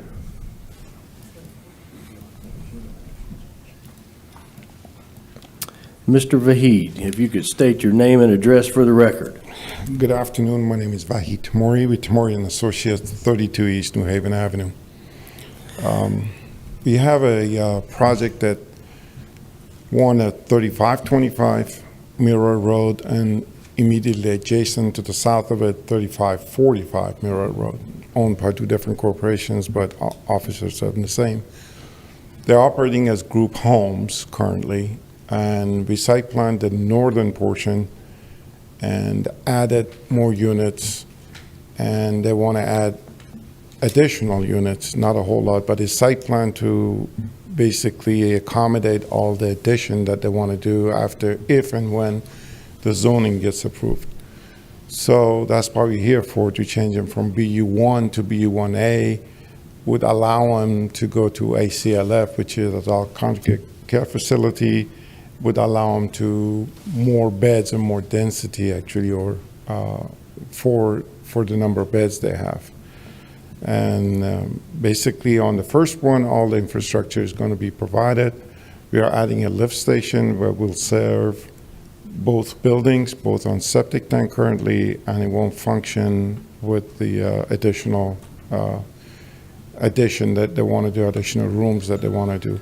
First building's under construction right now. We're waiting for the rezoning. If it takes place, we go for additional site plan and also change the site plan for the southern portion of it. Other than that, I'm here to answer any question you might have. Okay, holding it right there. Is anyone in the audience would like to speak for or against this item? Okay, seeing that, I'll bring it back to the board and open it for discussion. Does anyone have any questions for Mr. Vahid? Yeah, I've got, is that the old Allstate building? Yes, sir. Huh. So you back up right to Rockledge International Airport? That's correct. I just thought I'd get that plug in. Good. I have a question. Mr. John. First of all, how many doors are you going to put in there? How many beds? I think on the, I believe on the north property would be total of maybe 19 or 20. And same thing on the southern property. So it'd be like 40? Correct. Okay. And I know that ALFs don't require a lot of parking. That's correct. But I don't know what the municipal, or what the county does with ALFs if they've reduced parking requirements. I also noticed that you are against that international airport. Are you providing for people who like airplanes landing next to them, or is this not an active runway? Because I see that there are some hangars next to it also. I think that's a private. Yeah, it is private deal, aircraft, and yeah. people that have it, I think they have houses back there in that subdivision. And so that's a totally separate situation. We don't have any access to that runway. No, I understood that. I was just wondering if the residents that you're going to cater to would be happy living next to an active airport. You know, people. It's not active? active at all, no. I didn't think so. You know what's rather unique about this is that's in the county, but the road is in the city. Rockledge. Rockledge, yeah. Correct. Yeah. We're also getting sewer from City of Rockledge as well, Mhm. without annexation, which we're courteous enough to do that. That's a good thing. Yes, it is. Yeah. So that's telling me that they're backing it then. Yes. In fact, it's been permitted, the lift station's planned to go by next week, so. Now, as far as what zoning you have now to what you need, how much more bed space is that giving you? A lot more than what we are wanting to do. Right. And I think George can elaborate on that for you. Yeah, in the BU1A zoning, they're limited to 14 units as a group home level 2. So once you get over 14, the code defines them as assisted living facilities, and then they just go up with no cap.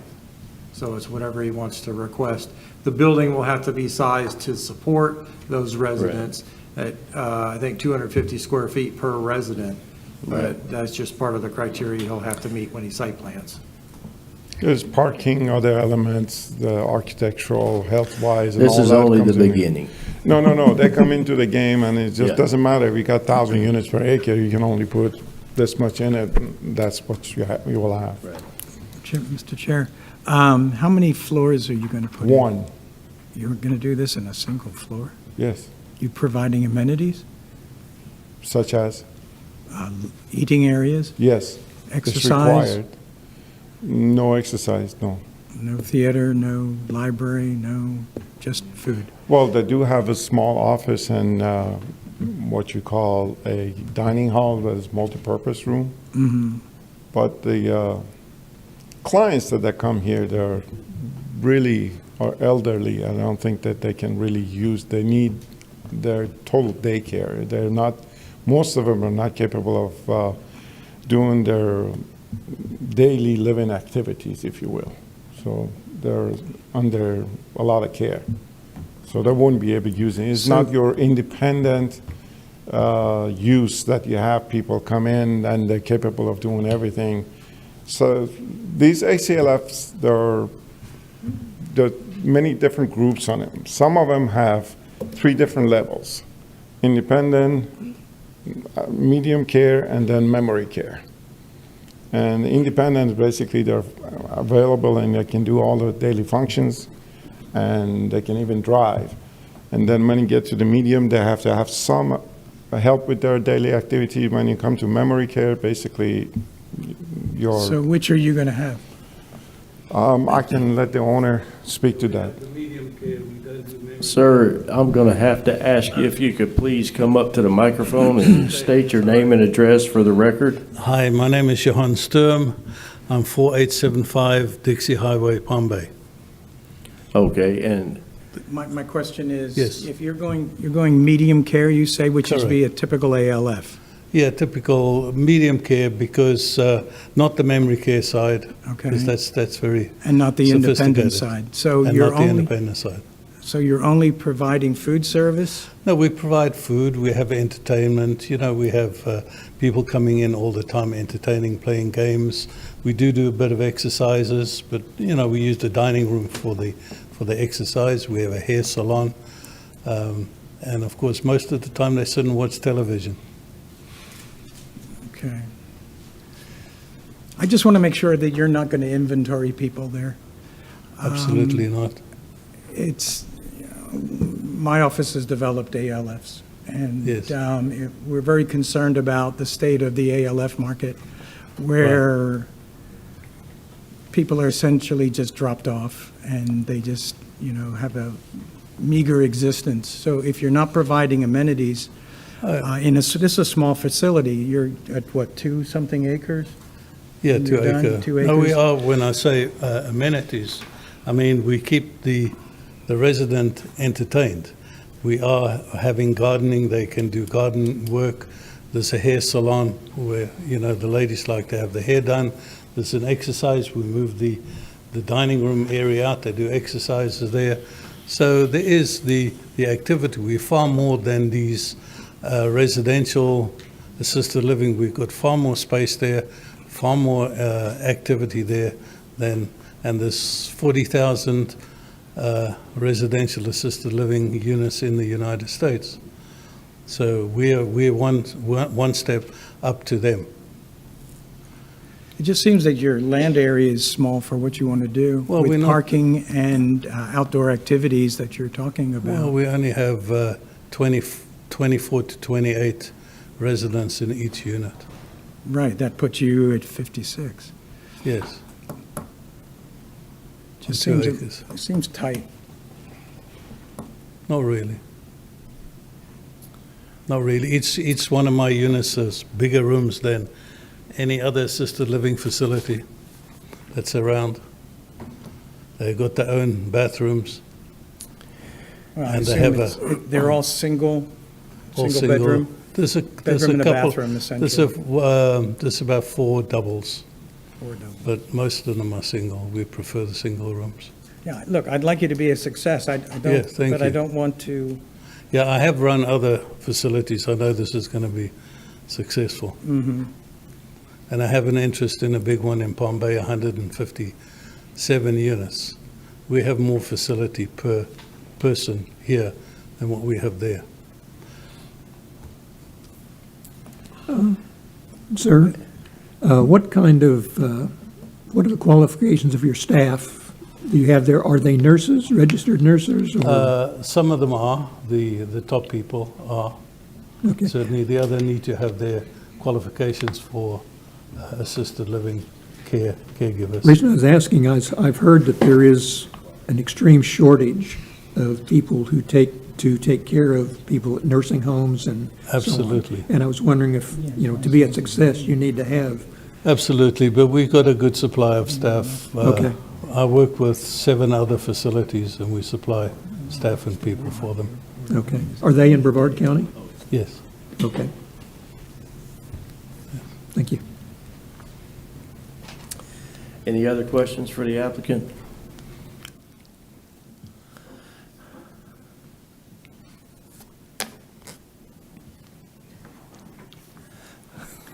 I think that in reviewing your application, talking about the land use, you're very compatible to what's in the neighborhood currently.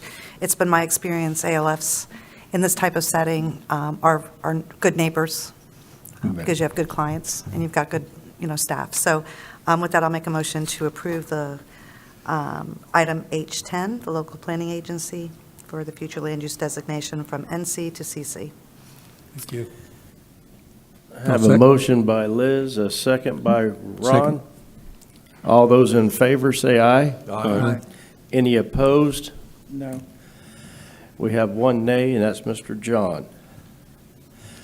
That motion passed. Now, that's item H10. We're going to have to piggyback on H11.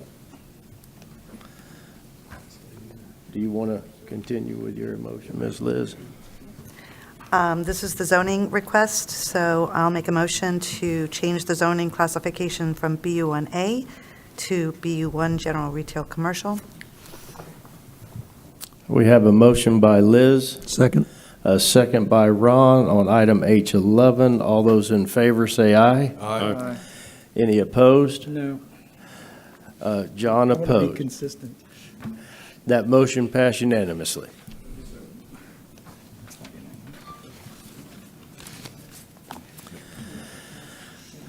Okay, item H12. Item H12, the Heather Callaghan Trust requests a small-scale comprehensive plan amendment, 22S.01, to change the future land use designation from residential 1 to residential 4. Action number is 22PZ00001. It's on tax account number 2112413 in District 1. Thank you.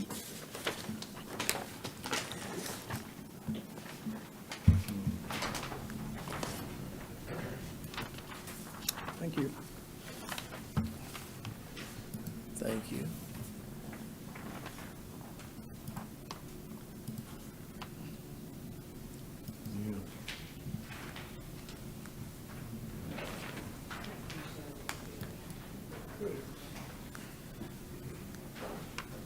Good afternoon again, Chairman, members of the Planning and Zoning Board, LPA. My name is Kim Rosenka. I'm here on behalf of Chad Giannone, which is the contract purchaser of the Heather Callaghan Trust property. This was before you last fall on our rezoning. This may be deja vu all over again for you. What I've given to you is the concept plan, so it shows you the location and what's around it. The information in the packet was more directed just towards the 8 acres on the west side of the property.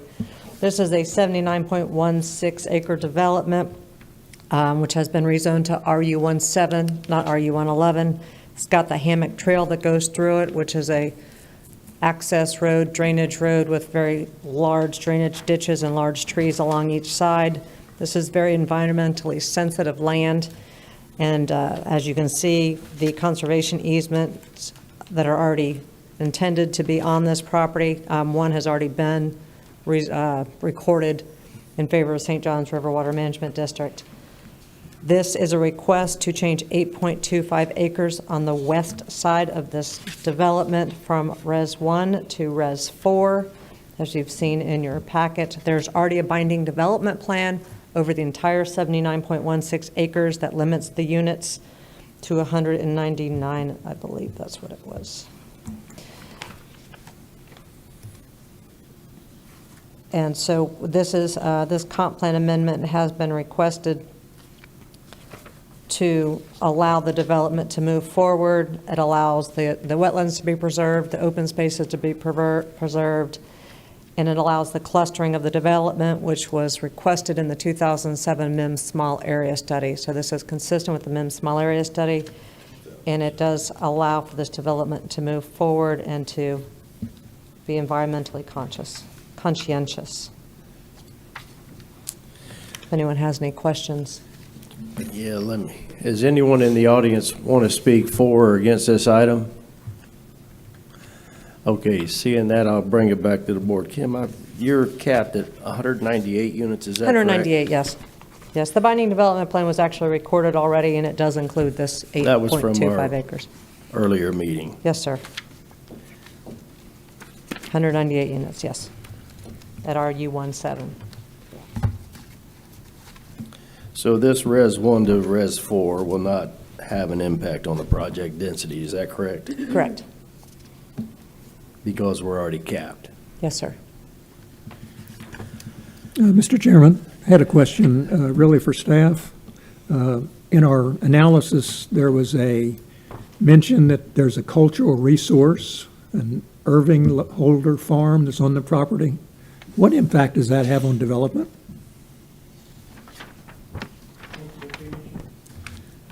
What page is that? Don't remember. I just wrote down the Irving Holder farm.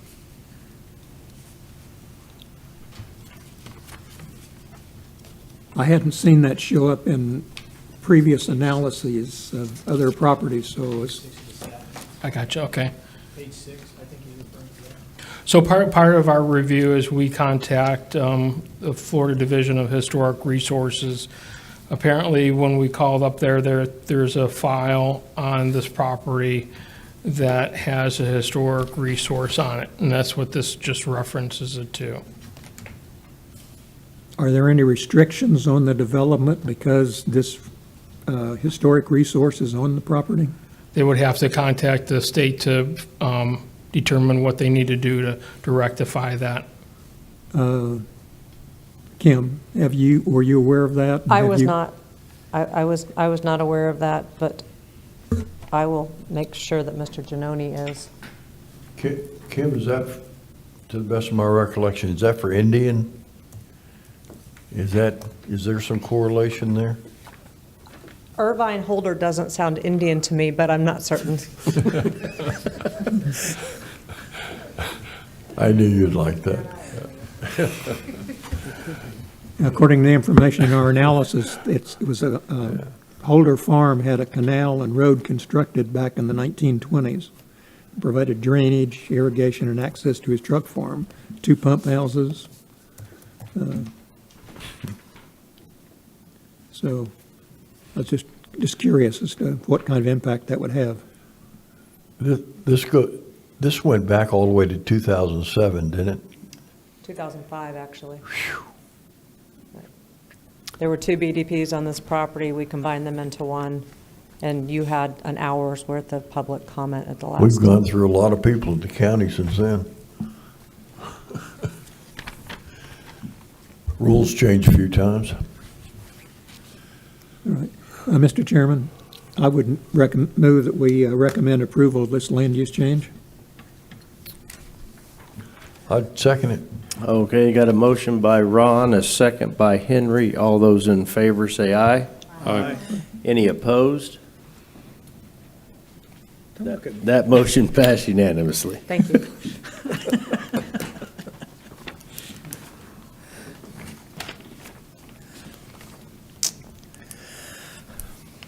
I hate to do this to you, Mr. Dave. Item H13. And Dave is going to have to recuse himself on this item. Okay, item number H13, Norfolk Parkway LLC, represented by Bruce Moya, requests a change of zoning classification from GU with a CUP to BU2 and removal of CUP. Zoning action number is 22Z00006, and it includes tax account numbers 2802674 and 2802676, both in District 5. Mr. Moria, how we doing? Doing good, Mr. Chairman. How are you, sir? So for the record, Bruce Moya with MBB Engineering representing the applicant. Good afternoon to the board and the chairman. This might look familiar to some of you guys. This is a piece of property that we got approved for the same exact thing that we're asking for right now. And so the previous owner or the previous developer that had it under contract decided just to walk away from it. So they never executed the BDP. The whole process was then voided. And since then, there's another developer that wants to do the exact same thing. So we're back here before you just to get the same approval that we already received to get it renewed for a different applicant. So I'm here to answer any questions. Basically, it's going to be a storage facility, boat and RV, outdoor storage facility on Norfolk Parkway. There was a lot more people here last time.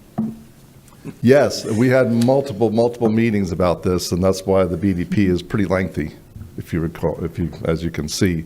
So we did resolve all the issues, and we did get the approval, and we're not changing. We're going to keep with all the conditions of the BDP that was approved back then and honor all those conditions. Okay. Hearing that, I take it, does anyone in the audience would like to speak for or against this item? That's really good news. I like it when that happens, yeah.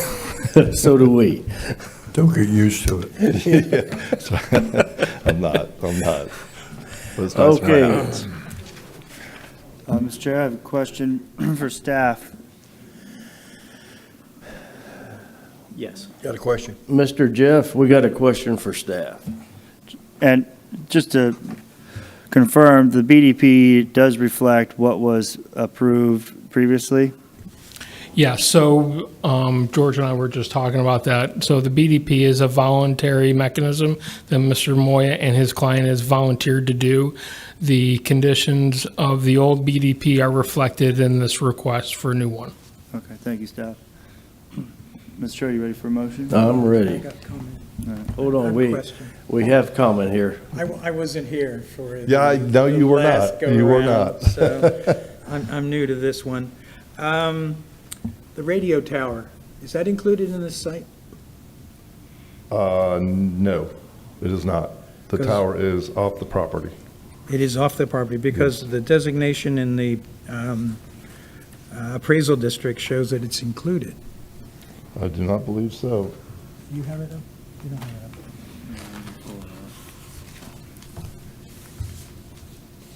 It's within the red line.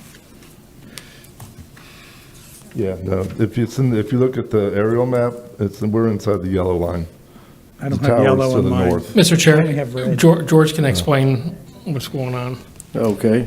The different lines that run across the property, they're part of the zoning approval dipped down into this area. So when I was taking in the application to process it, the code says that if you don't have enough land to meet the code requirements, that you should request to remove the CUP. So this portion of the property that they're coming in with this request, part of that is to remove that CUP for towers and antenna off of their property. It will remain on the property to the north that physically has the tower constructed on it. Okay, what about the guy wires that are coming off the tower? Are they going into this area? No. They do not, okay. Because I see the difference between your yellow line on here and the red line on the appraisal district. And like I said, it looked like it included the tower and the guy lines. There may be some issues with the property appraiser mapping out where the lot line is. I've checked that legal several times to make sure that we were correctly advertising the property. Okay.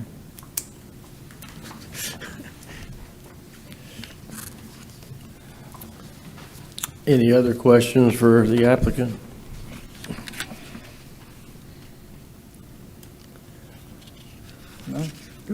Then we'll close for discussion and wait on a motion.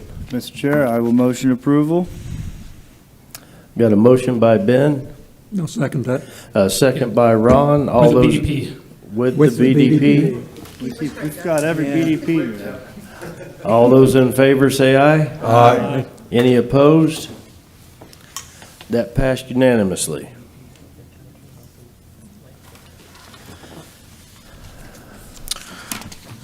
We finally got there. We So got there. item H414 is an ordinance change to include wireless telecommunication facilities. So on July 6th, the board unanimously granted staff legislative intent and permission to advertise revisions to Chapter 62, Article 6, Division 7, in order to address emerging wireless technology, specifically incorporating small wireless facilities.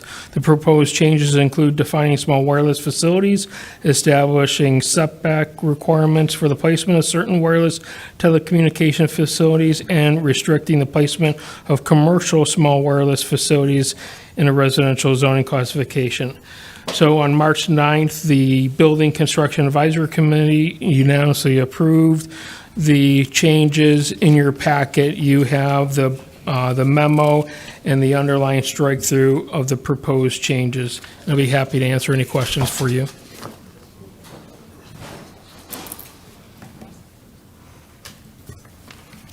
And so the real purpose of this is to have no small wireless facilities in a residential area, is that correct? Well, that's part of it. So we do not have we're incorporating a new, it's not a new, but it is a new definition in our code, and it reflects what the state statute defines small wireless facilities as. That's the residential portion of that is just one of them. Basically, what it does is allows for these facilities to be mounted on light poles within the right-of-way, and you might see, these kind of funky-looking antennas on top of your light post. No, it's not the aliens coming to invade us. It's just the small wireless facilities that new technologies come where we're getting away from the large cell tower monopoles that, you can see 200 feet from the road. Does that mean that in a residential area that has a public road, that there can be like a power pole, there can be a wireless facility on that pole? Not if it's within a residential zoning classification. Okay. But it's got to be within 100 feet. Is that correct, Jeff, of a residential? It's pretty, that thing used to be fairly stringent. The state preempts it. I think that's what's happening. Yeah, I'm trying to find. Yeah, actually, page 3, 1A, Well, how much it's, 100 feet. Yeah, 100? thank you. Yeah, there it Yeah, is. it's Except that 100 no feet. tower- I thought it okay. was more stringent than So it's that. got to be 100 feet at least from a residential. Correct, and childcare facilities, public or non-public school structures, as defined in Chapter 402 of the Florida statutes. Mr. Chair, Yes, sir. is this for 5G? I'm sorry? Is this for 5G technology? Yes, it is. And what about 6G and 7G and 8G? Because you kind of leave it open to any future technology. And one of the things that I've been reading, no one's done any studies on the radiation effects on these type of communication systems. And I'm curious if we start allowing proliferation of all of this, we may be killing ourselves, but I don't know. I don't have any reports on it. But 100 feet from a residential area, I mean, this stuff could make us glow in the dark or something. I'm concerned.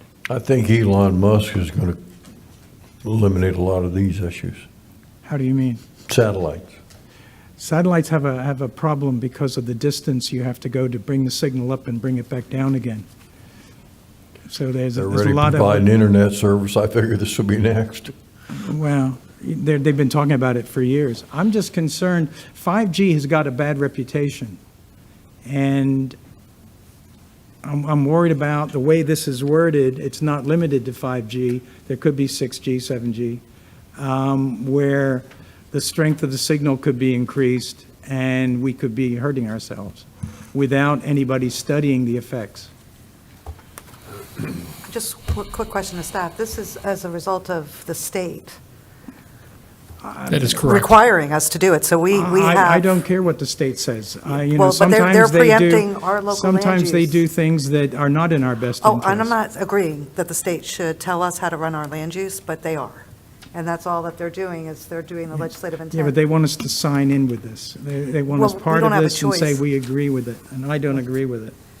I think that more investigation should be made so that we can make an intelligent decision. John, I'm not disagreeing. I'm just saying that as a local government, they have to comply with what the state. No, So, I understand yeah, that. No, and- I and understand You don't have to that. agree with it, but that's Yeah, why. But we, as a board, as an advisory board, are giving our sign of approval if we agree to this. And I would not agree to it. I certainly understand your concerns. I certainly read the newspaper and articles about 5G and, what it's doing to the air navigation. I know that's one aspect of it. If that's the board direction that you want to make part of your motion, that will, as studies come out, that we'll readdress it. That's for the board to decide and telling me what you want to recommend to the Board of County Commissioners. But what you see in front of you was legislative intent by our Board of County Commissioners, and that's what you're seeing today.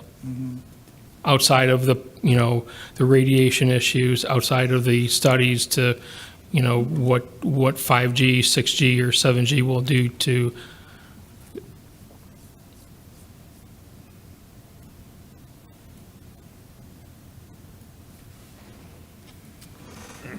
Just really quickly say too that, from a public safety, perspective, my job is beachside, condos and all of that, to get signals, to get 911.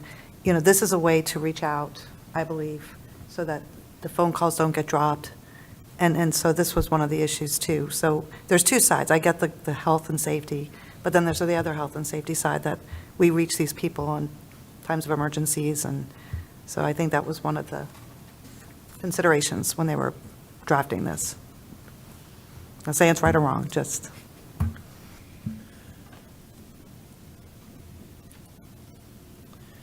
Jeff, item 210. These general design standards may be waived by the Board of County Commissioners.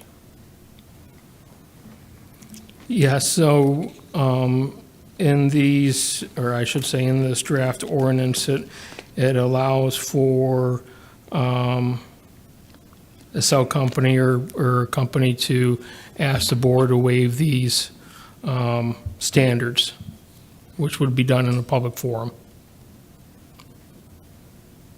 So I would hope that if that was the case, there'd be some competent, substantial evidence to support that request.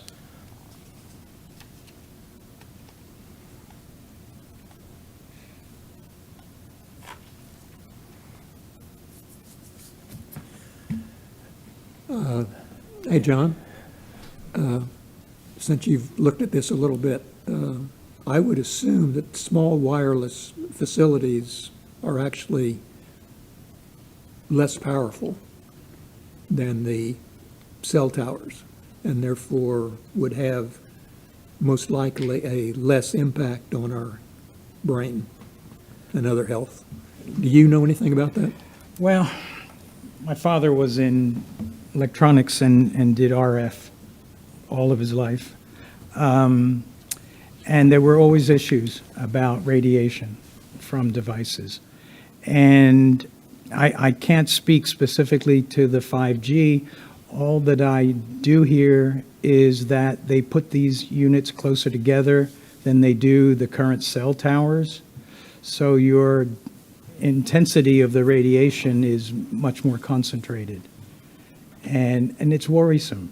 And But is it at the same, I don't know, max level? you know, or- they haven't done any studies, so it's difficult to answer that. I can't say yet one way or the other. It's just that I have a concern that if we do a blanket, yeah, go ahead, we could be doing ourselves some harm.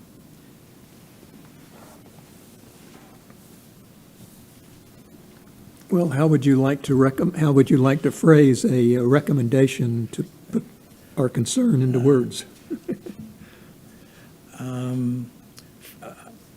Well, first of all, I would limit it to 5G rather than make it for all future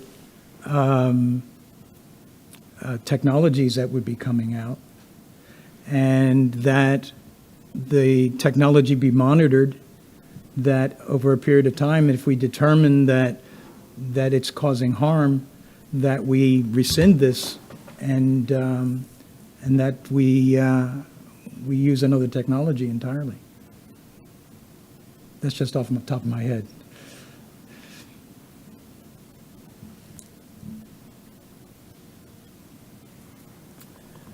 I'm leaning with you. I mean, if we do limit it to the 5G without some proper studies to go along with it, to see, you know, what are the effects, if any, or if some. We'll put some safeguards rather than just give it a blanket, yes, go ahead and do whatever you want. Jeff, how would you recommend a motion on something similar to that, is what John was saying? Do we open it up for public comment yet? Oh, I don't think we did. Is don't think anyone we in the did. audience want to speak for or against this item? Okay. Okay. So I would, in your motion, I would craft it to state that under 62-24-22, somewhere in there that we limit it to 5G wireless technology only. I mean, I think that's the board's intent. I mean, you tell me. 5G's everywhere right now. They've been putting it in without any approvals from us. I don't know how it's gone on the state level. I assume that the state has given it a nod because I know they've been putting it in. So I can't stop 5G, but I would rather limit it to, yes, 5G with the condition that it be studied to make sure that 5G is not causing any public safety issues or harm, and that the rest of the technologies as they come before us. You know, 6 may be right around the corner, like you say. Understand. My thinking is that if you limit it to 5G, in order to make it 6G, you would have to have substantial competent evidence to relay why not to, meaning a study or studies in a number of years. But if you want to make that part of your motion. Well, it may be different technology for 6, for example. You know, it may not be the same type of situation that they're doing now under 5G. Like 5G is not the same as regular cellular. Okay. As a technology. So I don't have a crystal ball that I can determine what that new technology would be and what the impact it would have. It could be better, for example, than 5G, because they find out 5G is no good, so they have to trash that and go to 6G, which would be a different technology. What I would just be recommending is that if we approve for 5G only, that technology, 5G, be tested over a period of time to determine if there are any harmful effects. How about we do this? How about that you recommend whatever approval or denial with the caveat that you would like us to look at any other, if there's studies or anything that would support or not of limiting the technology. Mr. Chairman, if I could chime in just for a second. Yes, sir. I would like to dovetail on what Jeff just said is, if you explicitly limit it and then there are no studies one way or the other, and you've limited it, you also then pigeon your hole in for being behind technology-wise. I think the way that Jeff worded that is the way to go, is if there are studies that say one way or the other, then we can take those into account. But if there aren't any, and we've only limited it or we have limited it to 5G, then there's no way to progress either. But can't we look at it that any advancing technologies would be evaluated also? 5G hasn't been around very long. It's only been a year or so. And so long-term studies, of course, haven't been performed. Well, yeah, part of your recommendation is to do that. It's open-ended, but it gives the board the ability to say, yeah, we're going to do that, of what you want to do or not. And it doesn't pigeonhole staff and in what we're trying to address. Because, what we're trying to address tonight might be different 6 months from now or a year. That's my concern is that,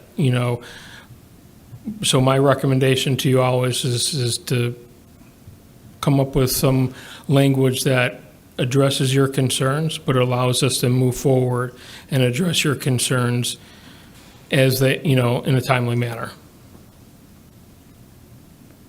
Well, I don't want to do something like that off the top of my head. And I'm not against technology. Okay, technology is here, and we continue to grow because of it. I'm just concerned, and until somebody says no, it's safe. I mean, they told us cell phones were safe, and then they told us that some of them cause brain damage. But it's not empirical studies. I don't like the fact that we go headlong and accept any technology that comes our way. Okay, so I don't have the language for you right now. Can we table this until I come up with some? If I could, this item still has to go before the Board of County Commissioners. So Understood. I know it's a short time frame or a short window for you to operate in and to pull your studies and to do further research, but I'm sure if you coordinate with staff or the county attorney's office, we can sort of contemplate. I think there were two things that you guys were looking at. One is limiting it to 5G. The other one was to, come up with monitoring of studies and stuff like that. So, But hasn't this gone through a bunch of committees? People that are technically competent about all this stuff? So- Hasn't it gone through double E's and stuff like that? I mean, So what it has gone I through. mean, we're getting involved with something that these Absolutely. So what I extremely can- knowledgeable arenas, I don't. So I can Henry, tell you, the county Henry? attorney's office has vetted this ordinance change. P&D has vetted this change as well. This was directed by the Florida legislature to comply with new and emerging technologies.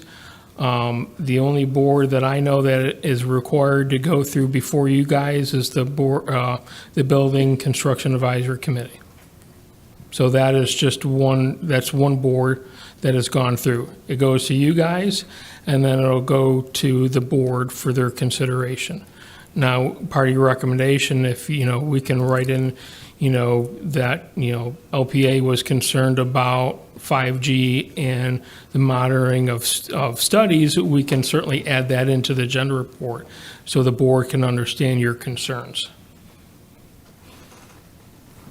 And real quick, so this is legislative intent going to the county commission? So No, it'll this have- is already, so on July 6th, the board gave us legislative intent, so this would be the last public hearing. Okay, so there's not two public hearings, just the one? A legislative intent would be considered the is first a public? public Okay, hearing, so correct. this will be the final, okay. Correct. I was just seeing if we could buy it sometime, but that's,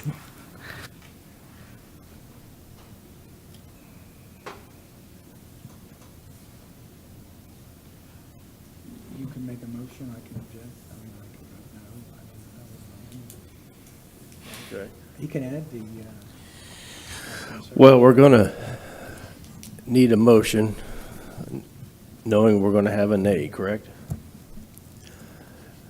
So, but what if he were to include what the attorney said he was willing to do? Like, no, he just said we'd get together and we'd hash out some language.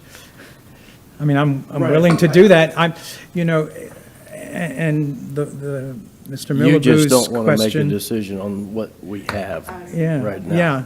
Right.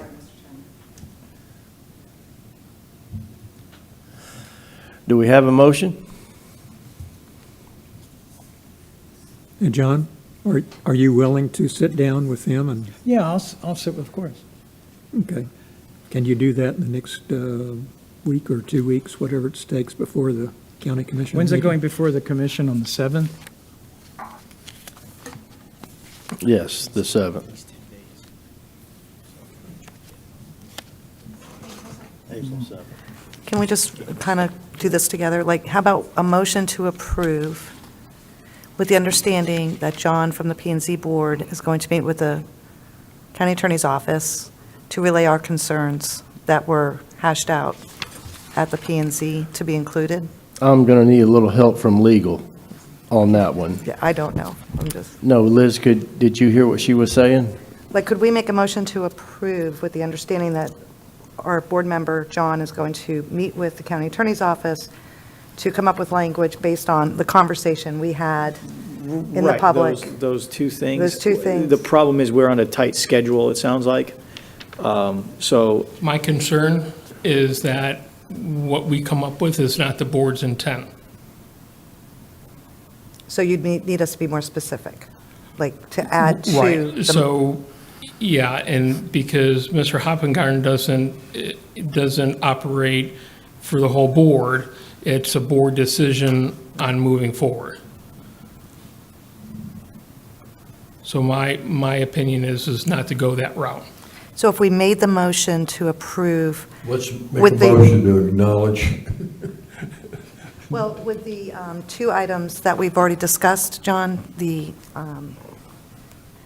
5G. the limitation on The limitation to 5G and then the 5G monitoring and the studies. monitoring? Would you including that in your motion? Yes. As part of our motion, we would say we would approve with the understanding that it's 5G, any new technology, we would have to bring back with studies. How does that affect the ordinance? It would not, It wouldn't. no, not the way that it's written. Yeah, that's what I thought. And so, but that would put the board on notice, is that you guys have concerns about 5G and having a health study to see if there's effects of 5G or any emergent technology. So basically what I'm saying is it puts it on record of your concerns. It's a start. Hey, John, Yes. we can also recommend a not approving, and the reason for not approving is that we don't know the health concerns, and we don't have any idea about, because this doesn't limit it to 5G.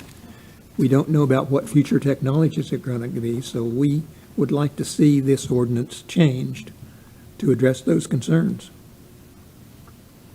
Will you make a motion to that effect? Yes. If we deny it, it gets their attention more, I believe, than if we approve it and give With them limitations. a recommendation for doing something. That's certainly under your purview. I would recommend that we deny approval, and the reason for denying the approval is that we believe that it's too general. It should only address 5G, and there's no mention of health concerns. We would like for staff or for somebody to be able to look at those health concerns for the 5G technology itself. I'll second that.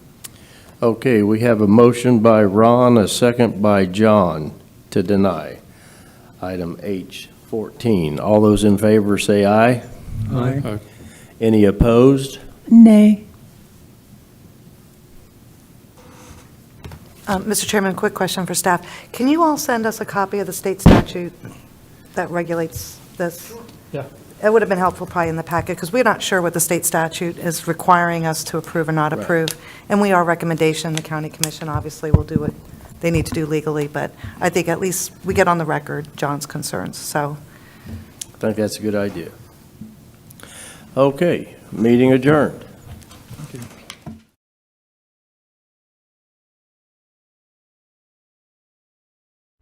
The opinions expressed by any member of the public during any period of public comment do not necessarily reflect the views or opinions of the Board of County Commissioners of Brevard County, Florida, Space Coast Government Television, or the program sponsor, and are solely those of the presenter. The Board of County Commissioners of Brevard County, Florida, Space Coast Government Television, and the program sponsor hereby expressly disclaim any and all responsibility or liability for any defamatory or slanderous statements expressed by any member of the public during